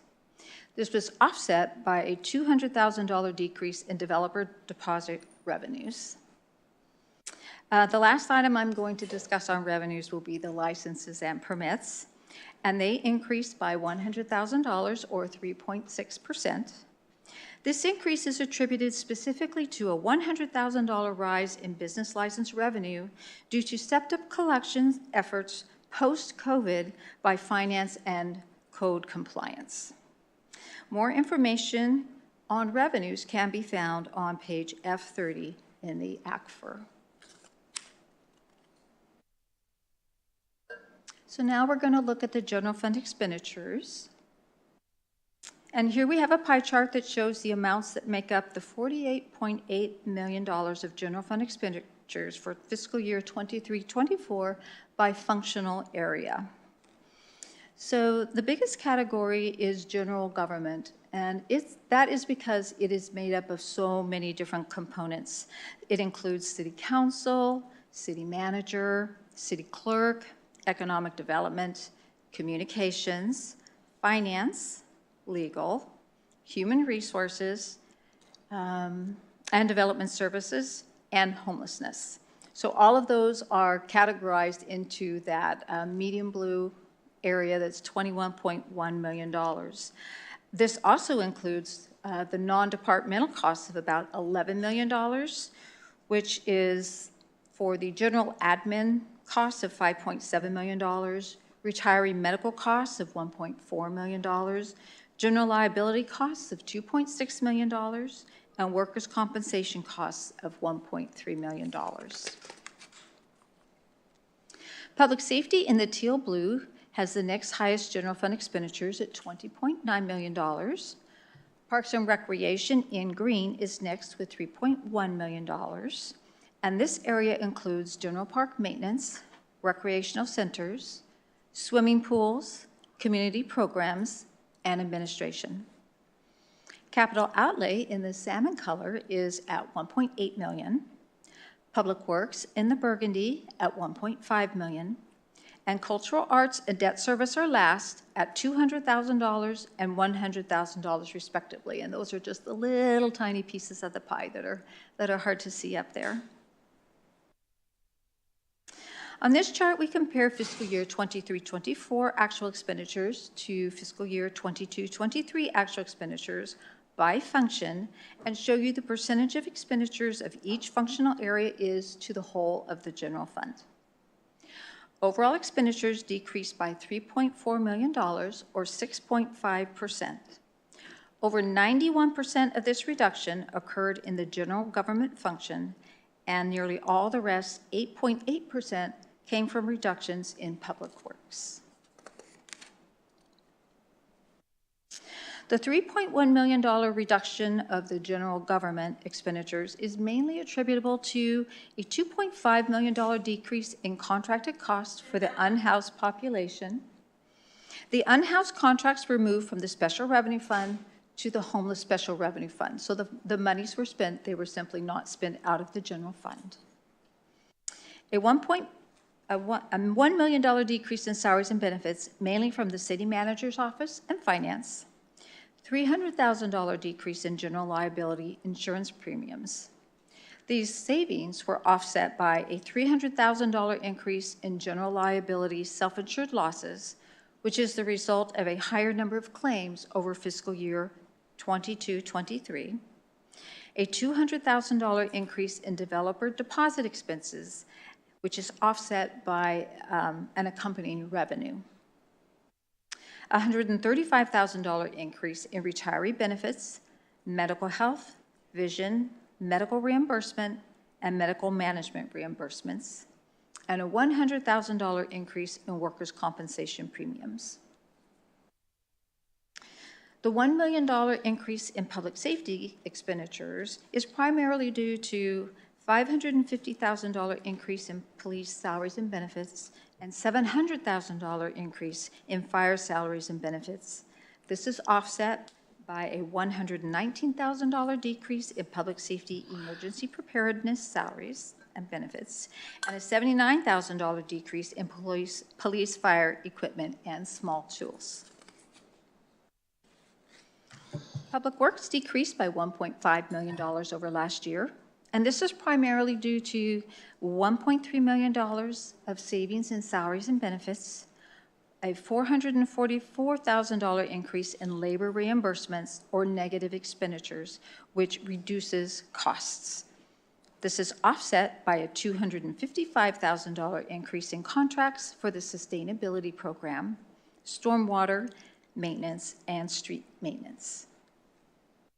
Parks and Recreation costs decreased by $800,000. $884,000 of that was a decrease in salaries and benefits, offset by a $29,000 increase in contract services costs for instructors, which are offset by revenue. Cultural Arts, which is the Performing Arts Center, has a decrease in expenditures of $20,000, and this was mainly due to a reduction in contracted services. Capital outlay had a net change of $1 million, and in fiscal year 23-24, we had an increase of $853,000 in vehicle purchases and a $160,000 increase in capital equipment purchases. And debt service principal went down very slightly last year by approximately $13,000. So now that we've walked through the general fund revenues and expenditures, we can show the results of operations and the impacts to fund balance. So to recap, we had $48.2 million in revenues, $48.8 million in expenditures. We had net other financing sources and uses of $3.9 million, and so we had a net increase of fund balance of $3.3 million.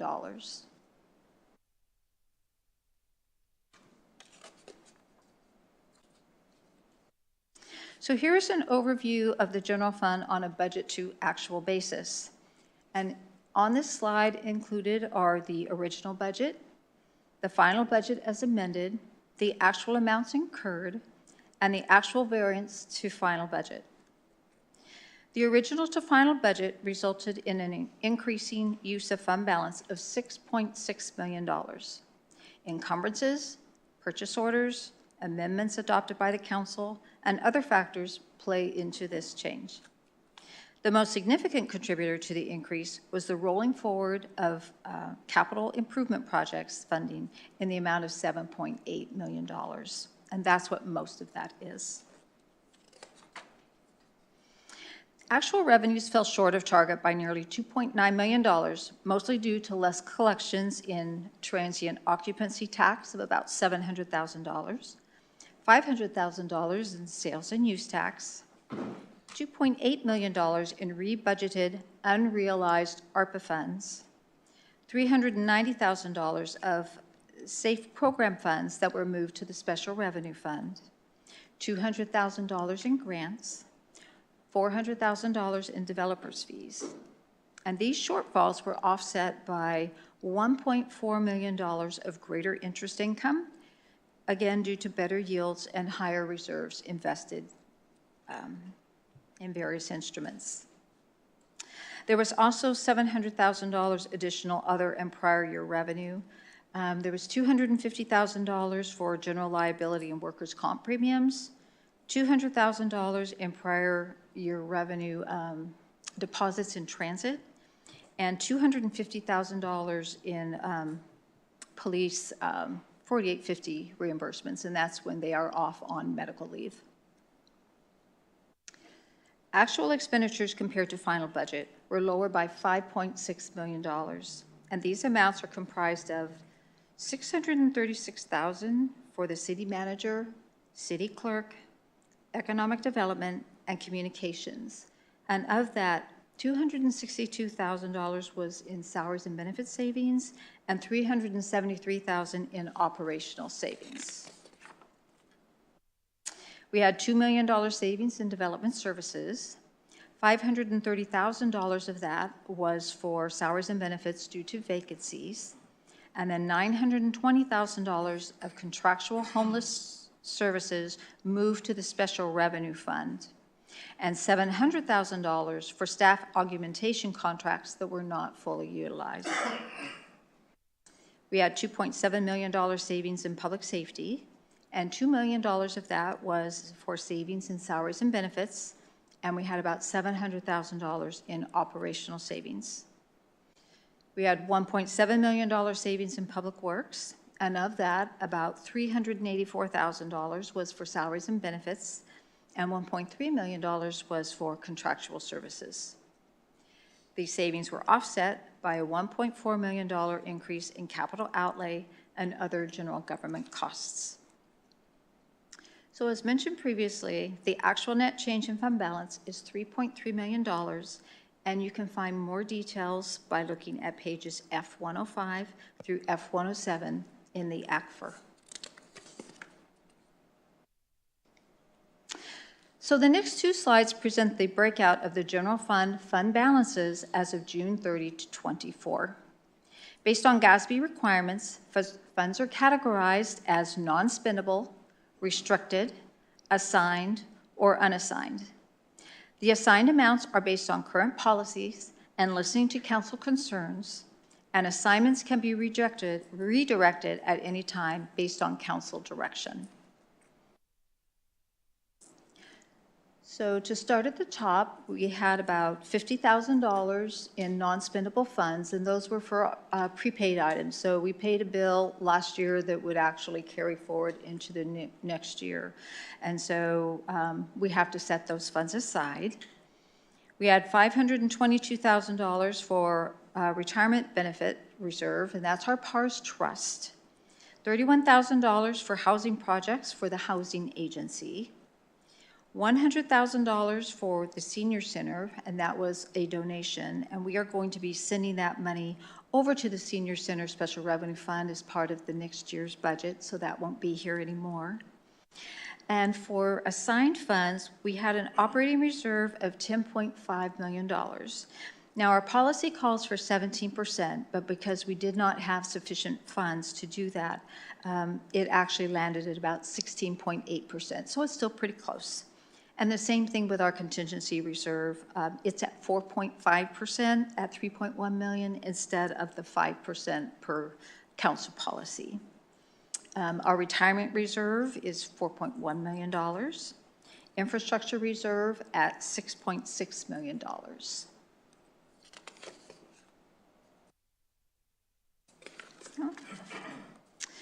So we had $4 million set aside for downtown. We have self-insured losses of $1.8 million, and we set those aside per requirements. And of that $1.8 million, we are going to be sending $500,000 of that to the new internal service fund that we set up for general liability, and so that amount will be reduced by the $500,000. We had retiree health savings of $341,000, and that's for our health benefit plan. We have city facilities at $65,000, and that's money still left over from the sale of the old stadium lands. And then we also have to set aside money for our encumbrances. So at the end of 23-24, we had $1.5 million in encumbrances that will actually be paid out in the next year. So we set those monies aside. And then we have $1 million in unassigned fund balance.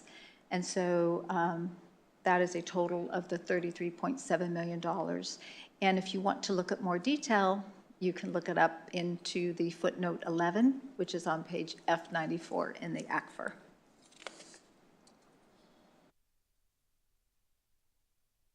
Oh, sorry. So the next thing we're going to do is we're going to take a look at some of the other funds. And municipalities, including Rohnert Park, maintain proprietary funds that aim to be financially self-sustaining by covering their costs through user charges and services provided. Rohnert Park maintains 9 such funds, 5 of which are enterprise funds and 4 are internal service funds. So what I did here was for both the enterprise funds and the internal service funds, I simply provided the available cash and the available fund balance. There's more details in the ACFR, but it's a lot of numbers to go through. And so I'm just trying to give you a snapshot of how things look here. And so you can see the available cash and then the available fund balance that could be appropriated if we needed to spend those funds. And then we have the same chart here for our internal service funds showing the amount of cash and the amount of available balance should we need to appropriate funds.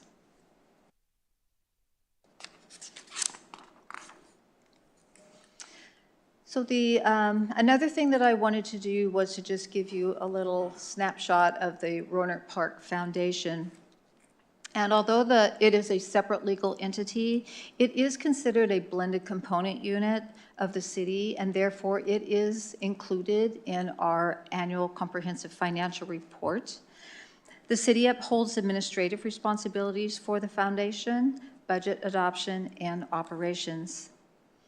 Per the Rohnert Park Foundation bylaws, section 8.3, a separate, more detailed, unaudited report for fiscal year 23-24 was presented to the Rohnert Park Foundation Board in November of 2024. The city is thankful for the continued support from the Federated Indians of the Grayton Rancheria to fund beautification efforts and programs to help local businesses. So presented here is an overview of the foundation, illustrating both the original budget, the final budget, actual amounts, and then the variance to final.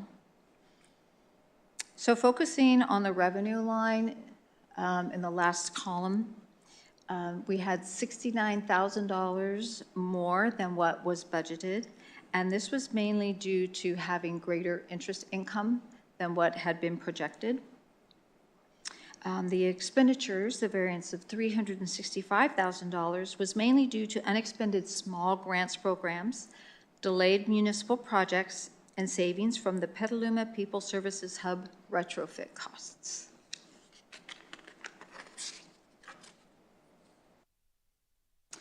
So we also had about $2.1 million variance as a result of budget revisions to fund 6 capital projects totaling $2.24 million, but only a fraction of those costs were actually spent, and they will be rolled into the next year's budget.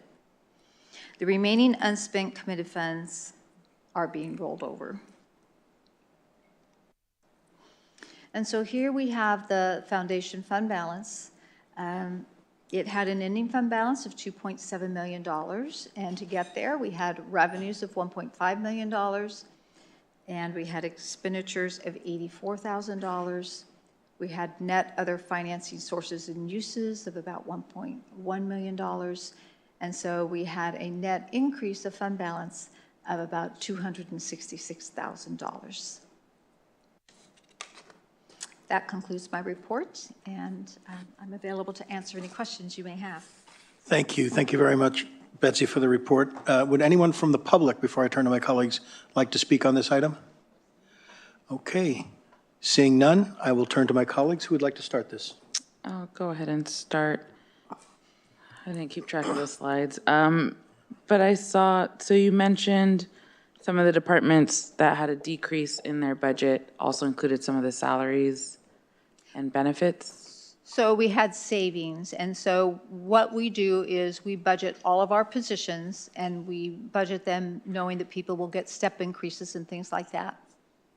But when we have turnover, we have vacancies, and so that creates salary savings for that year. And sometimes we budget anticipating the salary savings like we did in the 25-26 budget so that we could create savings, so that we could fund operations, but we did not do that in 23-24. And so for those vacant positions, we had savings. Okay, and so just to reiterate, a lot of those vacant positions were either a retirement, departure, kind of separation. Correct. And then it just, we might have held those positions and not just hired in. We weren't holding positions that I'm aware of, but it does take quite a bit of time in order to do the recruitment. And so sometimes positions can be vacant for several months. Yeah. You know, in larger departments where they have a lot of staffing, Okay. you know, that can create more savings. And then did you say it's 250,000 for public safety department for those that are on medical leave, that's how much we spent? Yes. Okay. Madam City Manager, where are we with the TOT collections? So with the TOT collections, we actually have seen improvement. In fact, we are working with HDL to help us with that monitoring. As you saw in the presentation specifically to the general fund, which is a trend we're seeing even right now as we speak with our new fiscal year, TOT just in general is down. But in terms of collections, we are, getting better of working with our local hotels to make sure that, we collect obviously the TOT that it needs to be sent over to the city. So there's been an improvement, and I'm sure, Ms. Hose can share more, but we are, seeing, in terms of collecting from existing hotels, obviously, the TOT is coming in. Okay. Thank you. Those are all my questions for now. Thank you. Questions? Yeah, I have a really quick question, and that will be, by the way, thank you. Thank you for the presentation. Always appreciate the numbers and how clear you walk us through.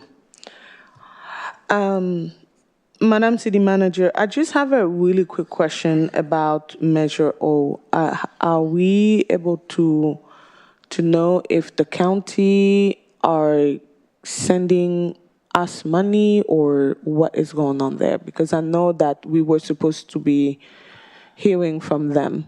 Yes, so in fact, I believe today there was a press release that was released by the county as it relates to Measure O allocations, and I believe all the requests for, in particular, the SAFE team, did get approved by the County Board of Supervisors, so we're very pleased to know that they are supporting that.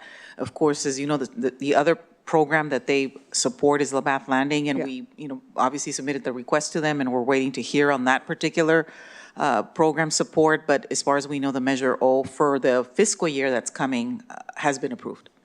So the only one being approved, it's just the SAFE team, but we're still waiting to hear for LaBath Landing. That is correct. We have submitted our requests, and we are waiting for an action from them. Okay, thank you. I just wanted to make sure that they are also following through because it's becoming a little complicated over here.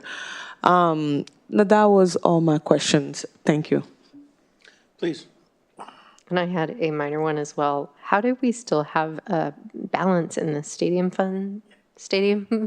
lands fund? So those funds have just been there for quite some time, and I believe that they had used quite a bit of those funds, and so it's just a remaining balance. And so we find this in some of our other little funds where there's not a lot left, and so we've been making a concerted effort to try to clean those up. And so what I would need to do is to take a look and see what we can spend with those, and it might be as simple as that we could move that to the infrastructure reserve and just clean up that $65,000 balance. Great, that was my only question. Well, first of all, congratulations on the clean letter. And also congratulations on catching up on the bank reconciliations. That's a major, that was a major hurdle, and it took a yeoman's effort to do that. Yeah, thank So you. I appreciate the presentation. I don't have additional questions, but I really thought that this time it was really useful to see the revenue and the expenditures and all the other tables. It really gave us another, even though we just did budget and we went through all this, it gave us another fresh look at it. And I like the way that the tables were organized. So thank you. Thank you very much. And now, can I get a motion to accept the comprehensive financial report? I make a motion to accept the comprehensive financial report. Okay. Does that have a second? I will second that. Okay, we'll do a vote of affirmation. All those in favor say aye. Aye. Any opposed? Seeing none, motion carries 4-0 with one absentee. And thank you, Betsy. Thank you very much. Okay, we will press on. Item 8C, introduce and consider adoption of an urgency ordinance of the City Council of the City of Rohnert Park, amending the municipal code to expand the definition of tobacco products and also to modify the hours during which loitering of minors is prohibited. And to kick us off, I think we have not only the chief, but we have Lieutenant Metzen, excuse me. Yes, sir. Thank you. Sorry. Thank I was on the wrong item. Mayor, council members. Yeah, today we're here before you just to try to amend this ordinance. And with me is Lieutenant Eric Matson. He did a lot of work on this and thought it was important for him to come up and help me present this item. So, Vice Mayor, we did put one picture in for you. I know you like. Because I like visuals. Yeah. Yeah, especially late in the evening. This is helpful. Yes. So today we're asking to amend two portions of the ordinance 9.76 and 9.72. Currently, when this was written back in, I believe, 92, it was last revised, a lot of the stuff we're seeing now being sold in shops did not exist. Vape pens, vape fluid, the flavored vaping oils, and we're seeing an increase in the use, especially by youth. And so what we're trying to do is we're not trying to change the ordinance, we just want to add these products to the definition of tobacco so that we can better address those issues with our ordinance. As you know, they're very addictive. Kids are vaping in the school bathrooms, they're vaping everywhere, right? And so this ordinance, back in 2019, the state basically removed Penal Code 308, which allowed us to address youth who were possessing cigarettes and tobacco products. And the state's reasoning behind that was to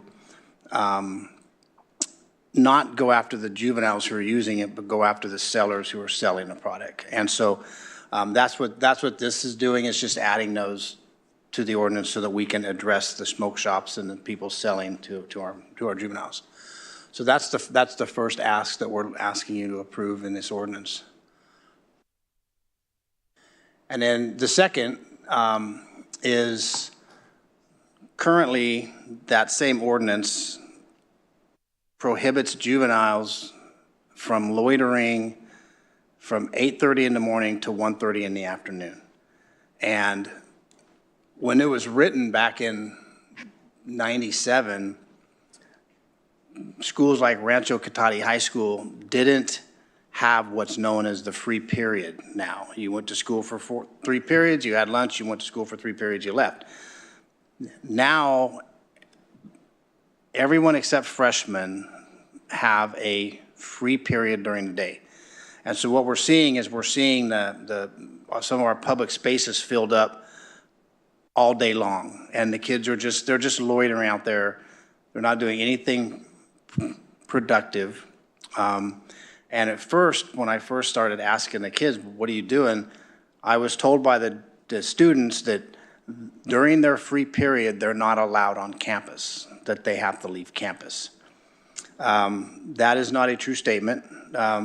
Matt Marshall from the school district has confirmed with me that the idea is for them to go and use the library and do homework for periods that they're not done.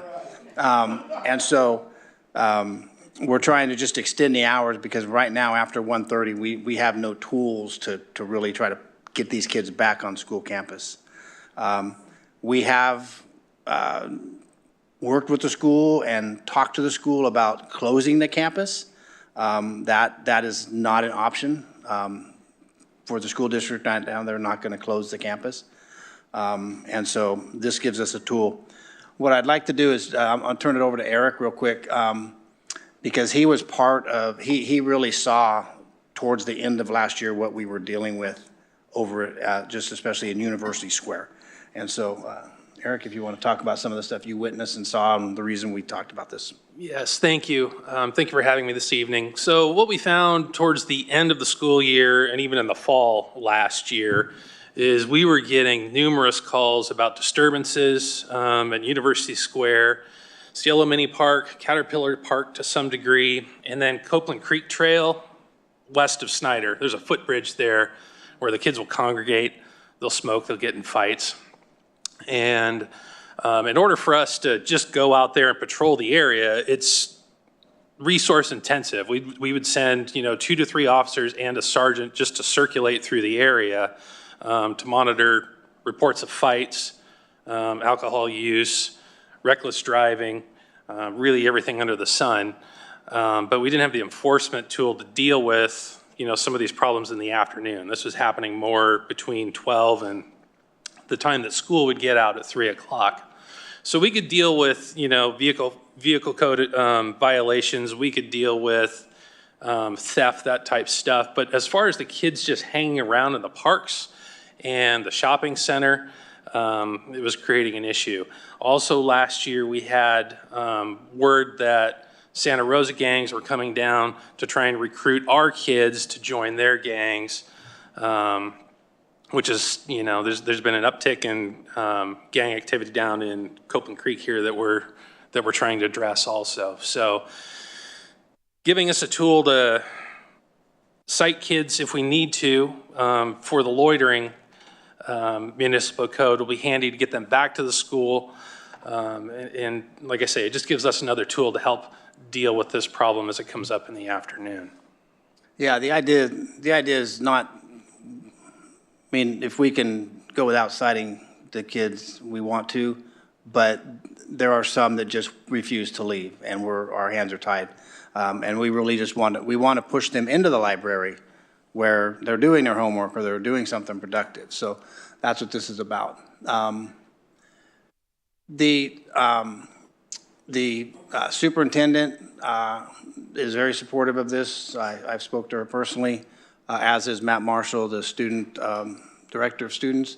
And it's our intention that once, should this get passed, that we will be working with the school.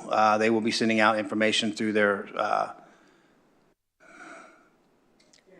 Parent Square, and I think it's Peachtree or Peach Jar. And then however else, and then we've also offered, and they want us to show up at their freshman orientations and their preschool orientations to talk about this with the parents. Because if we do end up having a continual issue with a student, then we will be addressing the parent to try to get them to help support us, and if not, addressing that. So like I said, our intention isn't to use this to cite kids unless they provide us the reason that everything else has failed. So, yes, those are just the simple amendments. And I just want to reiterate one more time that this ordinance is already in place. It's not a new ordinance. We're just trying to expand some definitions with tobacco, and we're trying to expand the hours to give us a few more tools, just another tool to try to get these kids on campus where they belong during the school day. So we're happy to answer any questions. The hard ones, please ask Lieutenant Mattson. The lieutenant? No. Yes. Okay, before we proceed with that, would anyone from the public like to comment on this item? Okay, seeing none, who would like to start us off? I will start. My only question will be, especially when it comes to, as a person of color, of course, I will have to ask that question.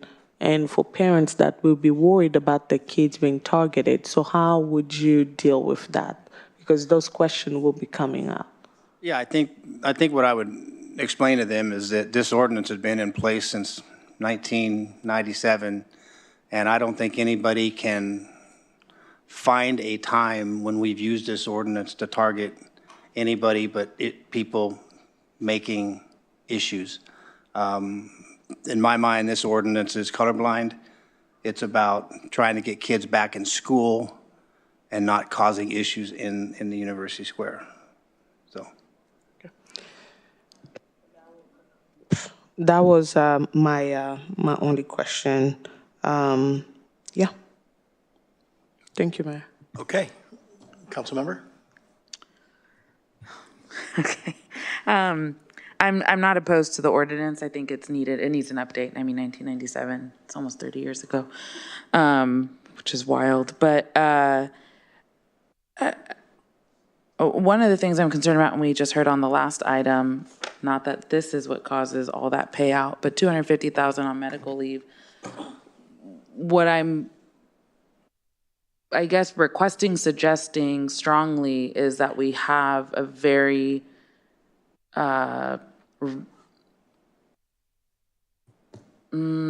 very open conversation with the district, because if there's fights happening and our officers are going out there doing their job and then get injured, that then is one less person available on the team, the impacts that it takes, and it's at our cost, right? And so I would like to see, I'm sorry, did you have something to say? No, Oh, I'm okay. agreeing with you. I would like to see what we're doing to catch them upstream as well in partnerships. What are we doing with, I know Sozo, they're particularly there for that reason, because they're trying to help capture the students that might not have a place to go or a safe place. So although some of them might be refusing to leave, their option might be worse at home or elsewhere, right? Unfortunately. Or they might not have a way to get there, or whatever it may be. And some just, I knew everything when I was 16. So I'd like to make sure that we're having that kind of a discussion with our community partners. And also, are you only going to be doing presentations at Rancho, or is this at all the high school levels? Because kids have cars. So just because you go to Tech High doesn't mean you don't go to the square. Or, outside of there, right, Credo is not part of Cotati-Rohnert Park School District, but they're right down the road as well. Exactly, and one of the things we talked about was, I was asked, are we having this problem with Credo High School, Tech High School? I don't know where all the kids are coming from there. I can tell you that 90% are coming from the ranch, because they get that free period and they're just wandering over there. This ordinance would be in place for Credo or Tech if it is, and I will work with Credo to let them know and figure out how to get information out to them. The school district, the superintendent, when it goes out to Parent Square, will hit Tech High and those other schools. And we always offer our services to all the schools, right? The more information we can get. So I will add Credo.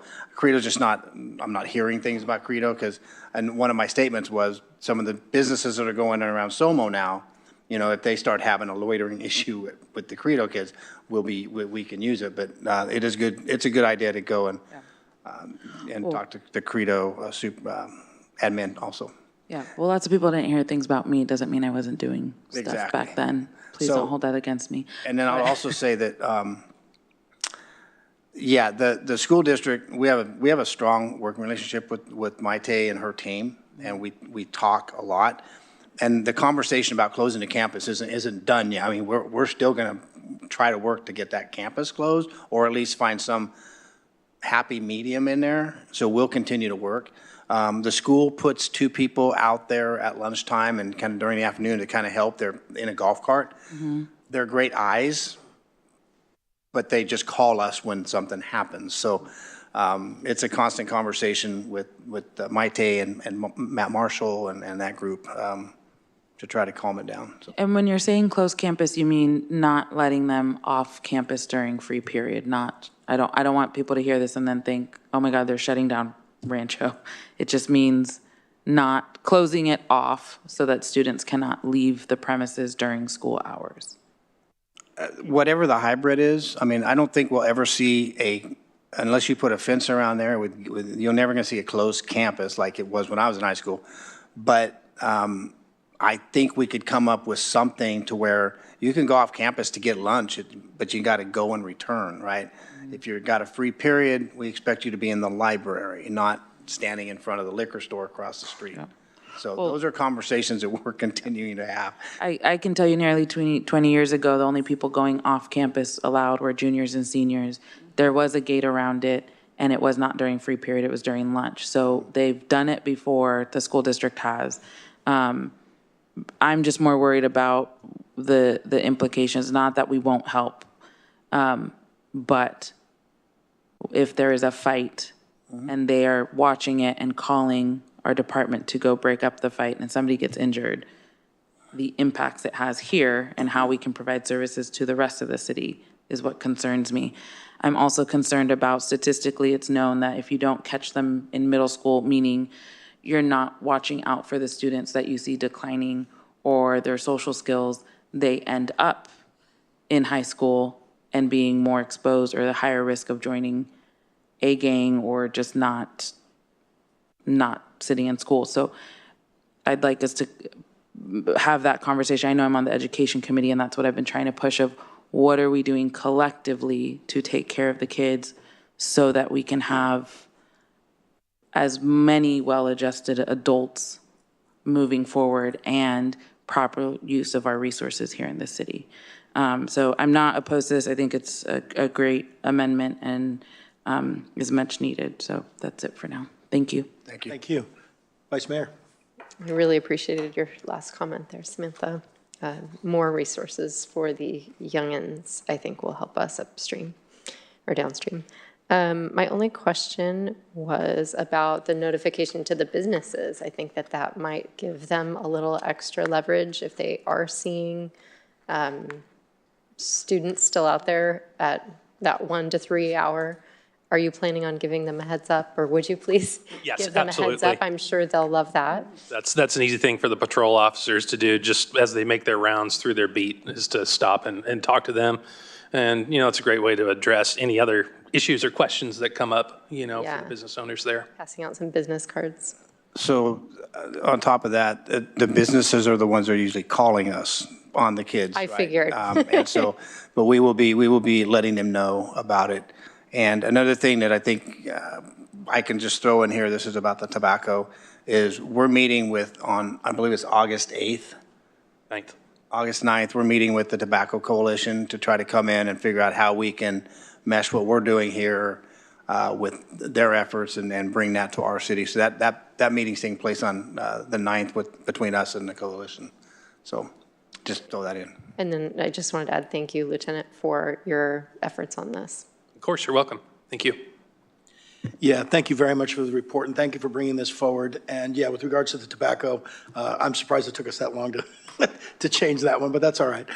With regards to the impact in the neighborhood, it has a lot of impact in C-section. I hear it from my residents all the time, and from some of the businesses as well. And we've spoken about this many times, and so I appreciate you bringing this forward. There's a pocket park that's behind that shopping center, which was a terrible problem for a long time. And I just want to compliment Public Works and Public Safety for not only cleaning up that park. There were drug needles there and smashed alcohol bottles and what have you. There was a lot of stuff going on back there. And so thank you very much for cleaning that up. It seems to be like a hot spot, a bed of activity there. And yes, it negatively impacts the businesses over there. And so hopefully you'll work very closely with those businesses to assist them in keeping the property safe and, and organized. And and I wish you well in those efforts. Any other comments from council before we go to a motion? Yes. Councilmember Rodriguez just mentioned something that kind of made me think about when one of your officers get, for example, hurt, So the financial burden comes to the city, but the school district should be also involved in taking care of it. So how are we addressing that, city manager? Because right now we are dealing with budget. So if one of our staff get hurt there, so how are we addressing that? Because they are going into the city school grounds and it's a different entity. So how are they gonna be working with us in the financial? This ordinance doesn't, and I'm sorry, this ordinance doesn't, it's not about on school grounds. This is for, so they're on non-school property. And so even though they're their students, we're technically responsible for them when they're not on school property. And that's just how it works. And during school hours, During school hours, during school hours, the school district, the schools are responsible for those children. That's not when they're off campus. So they have a policy that they have an open campus. So those students are allowed to leave, and because of that, when they leave, they become public safety's responsibility. I understand that, but then it creates a little bit of, especially for me that work at a school where they tell us that when during school hours, you are responsible for those kids. I don't care about open field or anything like that, but from 8 to 8:30, that is school hours. Kids outside the campus are not. So that's where I need to understand how those policies. I understand your frustration, but the reality is there's no legal mechanism for us to make the school district responsible unless they voluntarily want to do that. But, you know, I don't know, you know, how easy those discussions would be, given what I understand about school district finances, you know, and the reality is if one of our officers gets hurt, you know, for whatever reason, that is our responsibility, whether it's on campus or off. And so we are still going to be responsible. What you're asking is there a way that we can get reimbursement? I can't think of a legal mechanism right now, given the fact that they have an open campus. So those students are legally allowed to be off campus during certain times of the day. And because of that, as soon as they leave, they become the responsibility of the city of Rohnert Park or public safety. Not our responsibility, but to the extent there are any activities that involve our employees, including public safety, that's our responsibility. Okay, so I just want to understand it because, sorry, it's just my educated brain. I mean, during lunchtime, I will understand that the kids are out there, but during their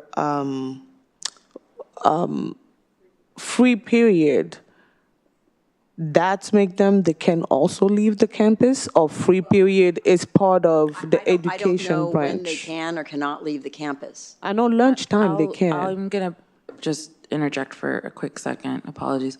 It sounds like this is a question for us, which is part of what I was trying to say is us having a strong conversation with Cotati Rohnert Park School District on what their rules and policies and procedures are. I, as chair of the education committee, will continue to have that conversation because we can't, I agree, and I wasn't asking, you know, if our officer goes and gets hurt during a fight or whatever it is, whether on campus or off, that they pay us back because schools are not getting money. They're just not. They just dissolved the Department of Education. What I wanted to have the conversation be is, what are we doing upstream with their programming? And what do they have available to hopefully help mitigate before those students get off campus, right? And if that means them changing some of their policy and procedure to not let them off campus is what I was asking for. But we don't have a way to say they need to pay us back. Or to speculate on what their policy is. I'm not speculating. I am part of the. But that's a different district. Well, the rules are for pretty much. There are certain rules that are for all the school district. So, I mean, our school district might have one or two, but there is a general rule for all the campuses. So that's why I'm asking during lunchtime, that is universal. They can go out and to get lunch. They won't keep them in. But during school hours, I mean, that's what I'm trying to put in my mind that Their argument would be that school hours does not include free periods. That's how they would describe it. It's the same as a lunchtime for them. If they're allowed to go off campus at lunchtime, then they're allowed to go off campus during a free period. That, I'm just telling you, that is what I believe that the district would perceive that. And I can't think of any other legal mechanism that would allow us to just unilaterally impose that obligation on the school district. no, we are not imposing, but talking to them about that. That imposing is completely different than talking about it because, I mean, they are trying to do something. That's not a legal question. That's just a question that you're directing public safety and perhaps the city manager to look into that for you. Okay. Do we have any other comments or questions before we entertain a motion? And I just wanted to confirm for the council that this is, yes, we do need to do a roll call. And that's what I thought. and because it's an urgency ordinance, it's a unanimous vote. Right. Because we are missing one council member tonight. Okay. Would someone like to make the motion? I'll make motion to approve the adoption of urgency ordinance 988. An urgency ordinance, I have to read the whole title, correct? Yes. Okay. An urgency ordinance of the City Council of the City of Rohnert Park, amending Rohnert Park Municipal Code Title 9, Article 7, Chapter 9.72, Section 9.72.010, to expand the definition of tobacco products, and Chapter 9.76, Sections 9.76.020, 9.76.030, and 9.76.050, to modify the hours during which the loitering of minors is prohibited. Well done, and I'll second that. And we'll take a roll call vote, please. Councilmember Adams is absent. Councilmember Elward? Yes. Councilmember Rodriguez? Yes. Vice Mayor Sanborn? Aye. Mayor Giudice? Yes. Motion passes by a 4-0-1 vote. Councilmember Adams is absent. Thank you, and thank you, Lieutenant. Thank you, Chief. Thank you. Appreciate the efforts. Okay, so the privilege of the chair, before we go to committee liaison and other reports, I would be remiss if I did not wish our clerk a happy birthday. Happy Wanted to do that while we had some audience in the room. Happy birthday. Happy birthday, Elizabeth. And now we'll go to committee liaison other reports, and we'll start off with Councilmember Elward, please. Thank you, Mayor. For which one I need to start first? Okay, the Homeless Coalition. Sorry.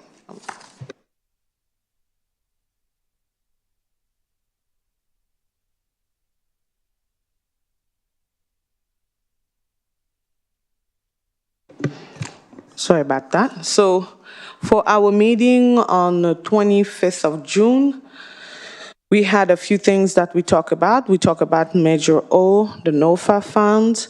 In July, the Department of Health Service had released about $10 million homeless service Measure O NOFA.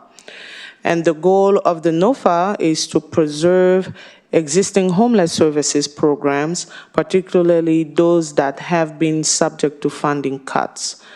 It is unclear, at that time it was unclear if a similar measure on NOFA would be offered annually and in what amount. The second thing that was talked about was the BHSA funding.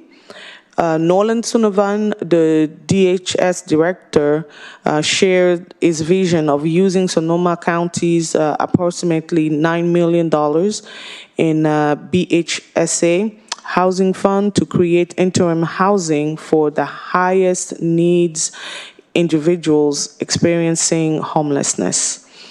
So this program would provide intensive mental health and substance use support to participants. Also, Director Nolan asked for some time to work through the details with his team before returning to the board with more information. And then we talked about the reaffirming commitment to housing first. The HUD has indicated that they may no longer monitor federal fund programs for compliance with Housing First. Housing First is an approach that prioritizes placing homeless individuals into housing as quickly as possible without requiring them to meet certain conditions first, like sobriety. The board discussed ways to reaffirm commitment to housing first at a local level. This discussion will continue at future meetings. And also there was the item 9, that was for the lead agency evaluation. So the board formed an ad hoc committee to perform an evaluation of the DHS performance as the lead agency. So the lead agency is tasked with coordinating and managing Sonoma County response to homelessness. And to be continued. Yes. If it's okay. Yes, please. Thank you, Mayor. For the Sonoma Clean Power, we received internal operation report, like usual. And then we also received a legislative and regulatory update approved. We approved some legislation position and provided direction as appropriated to the CEO Cipher. The next item that we received was the update on program that accelerate building efficiency and electrification for our customers. And that doesn't just target in regular customers, but we are trying to also target minority communities and also low-income communities so that they can be part of what we are doing. And we also adopted a resolution 2025-02 authorizing entry into a $100 million revolving credit agreement with Royal Bank of Canada. And that was something that, it's a good thing. Sonoma Clean Power is doing very, very well, and that money is basically to invest for the future. So we are doing very well. And the other thing was we had a closed session, and the closed session was a conference with real property negotiators, property assessor parcel that we are trying to get, and that is in Lake County.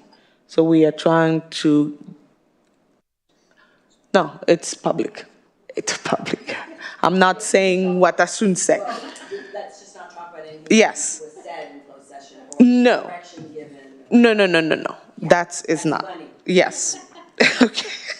And then we also had a conference with labor negotiator that was for evaluating the CEO.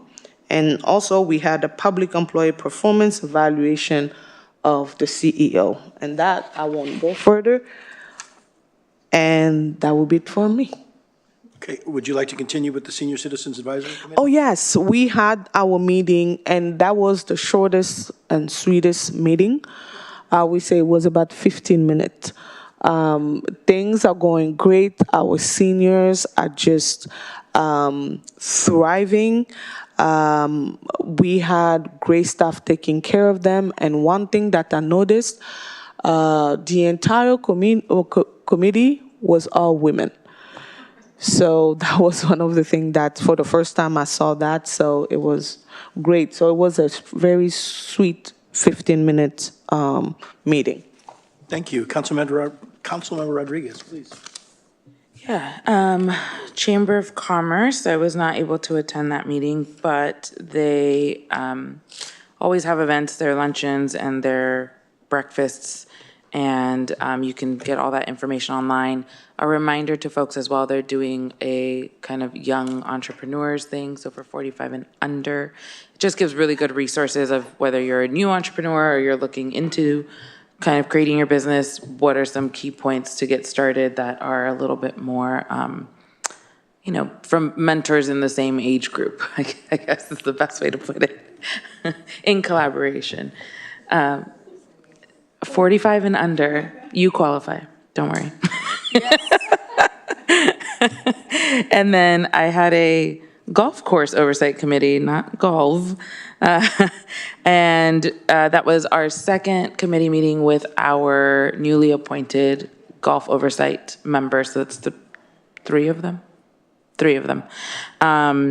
And so far, it's being maintained great. This was also our second one without Tom Kelly, who had been doing it for years. So everyone's just, you know, kind of adjusting on the reporting outs and whatnot. But we've got some potential projects going in terms of helping out with the cart path. You know, lots of trees, which is great for shade when you're playing, but the roots sometimes are not our friends. And the player number, so how many people we get coming to the golf course for the last quarter, has sustained, which is really nice to see. So what they did see and keep reiterating is during COVID, it really spiked up and it seems to have sustained from there. So lots of new players then. I'm a new player, and so it's just getting out there. We have the top tracer, and they're looking to expand that out and hopefully have a bit of an awning so folks can still play a little bit more all weather and open up their patio. They also had, and they have these throughout the years, throughout the year, dollar days. So you can go and play, and it's only $1 to play, and they sell $1 hot dogs and $1 beer, and they have music. So I actually got to go with a council member from Santa Rosa because they're new to golf, and we thought, let's give it a try. And we asked a few people which they prefer, and foxtail seems to be the preference. So yeah, they're doing great work out there. A lot of golf tournaments happen there as well. And they actually got a shout out from some community members on the ease of planning and creating a golf tournament and having the staff really go out of their way and say, you might not want to do this with your first time, or you want to consider this with your first tournament, and help them kind of work through so that it was very successful. So all good things. There's always work to be done. It is a massive piece of land. So, you know, they are anticipating seeing a little bit of a drop, especially with SSU golf no longer being there. So, yep. Vice Mayor, please.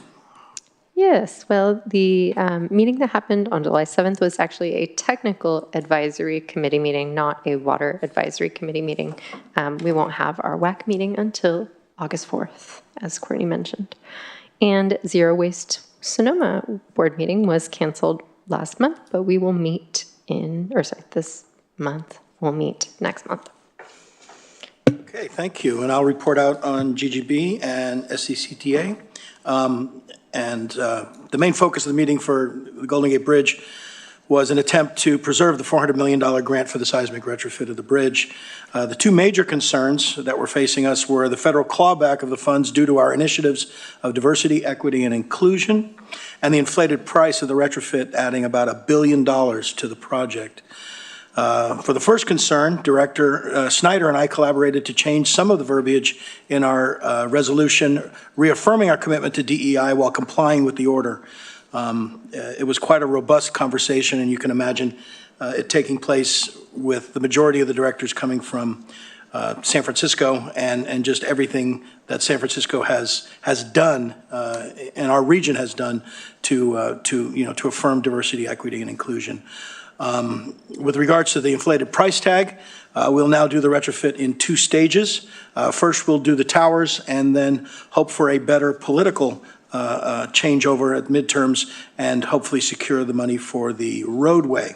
In an item that affects both SCTA and GGB, I'd like to segue to the mascot study, and I sent you all the study and its recommendations. Like I said, I mentioned it to you, but just a quick summary. Basically, all the transit agencies in Sonoma and Marin are consolidating and coordinating transportation services due to the significant change in travel patterns along the 101 corridor post-COVID.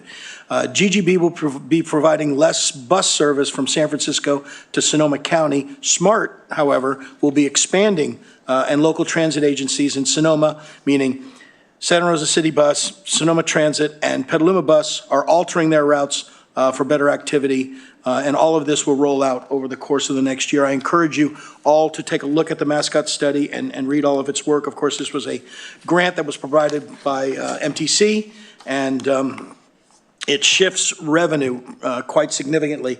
So it takes about $5.4 million of funding away from Golden Gate Bridge, and the majority of it, I was hoping, would go to SMART. They're getting about $1 million of the funding, but the other transit agencies, meaning the ones that I mentioned there, will be backfilling it and using that funding. So, so we will see. Honestly, the only losers in this is that right now GGB provides direct service from San Francisco up to Rohnert Park, up to Santa Rosa, all the way up to midnight.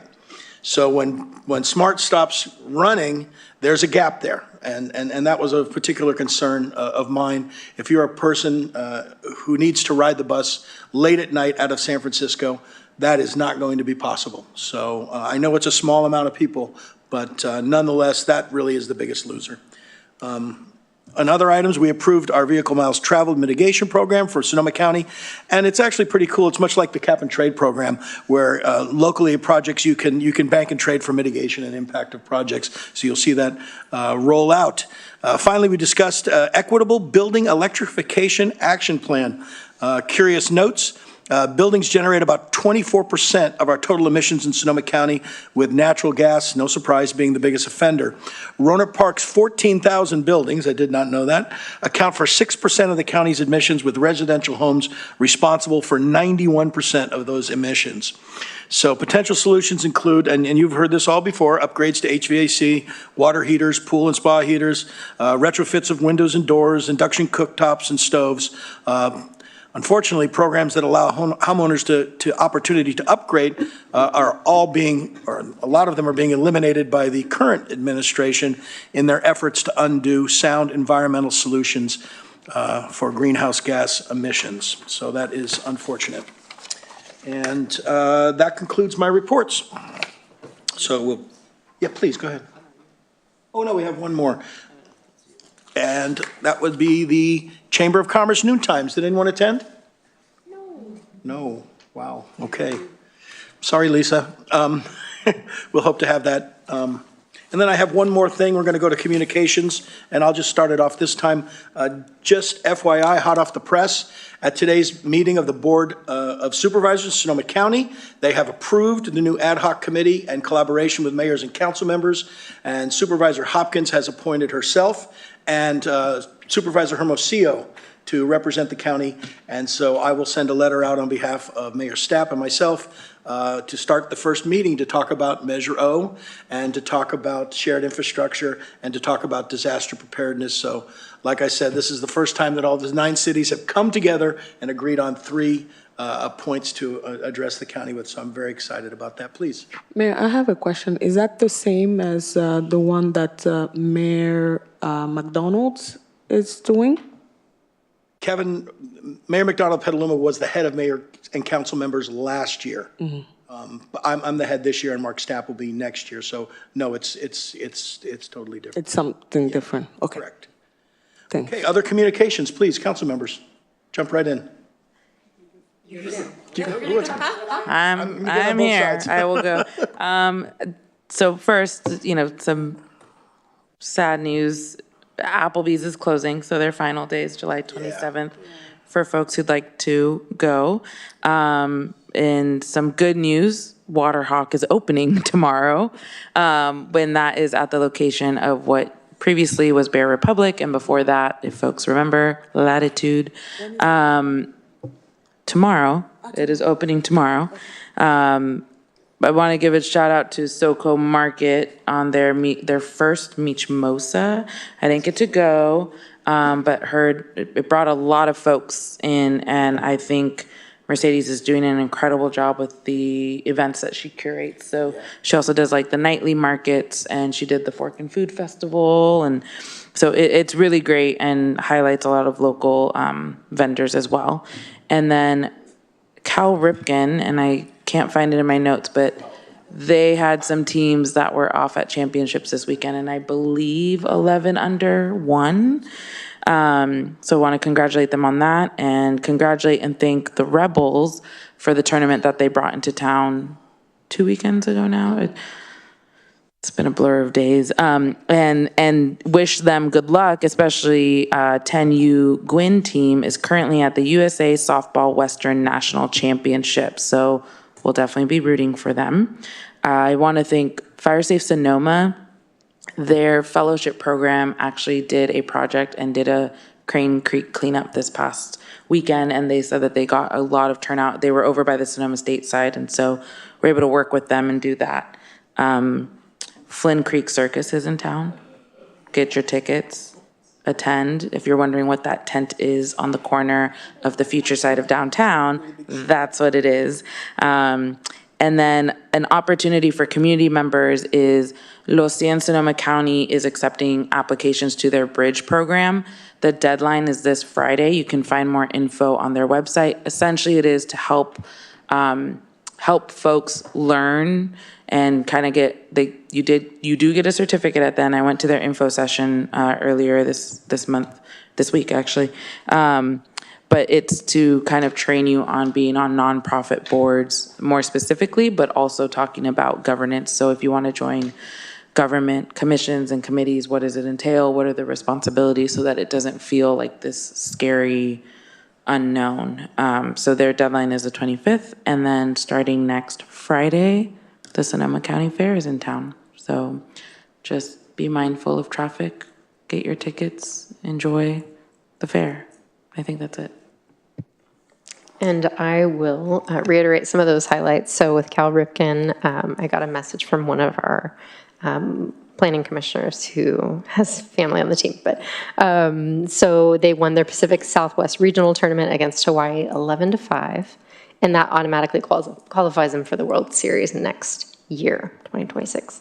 And then I just wanted to add, because I attended the opening night of the Flynn Creek Circus, if you haven't been, you need to go. I told this to Mario, that it's just a fantastic opportunity to see a team honing their craft and working together. So if you work with humans on a team, or you are human and encounter other humans, I think it's a really good example.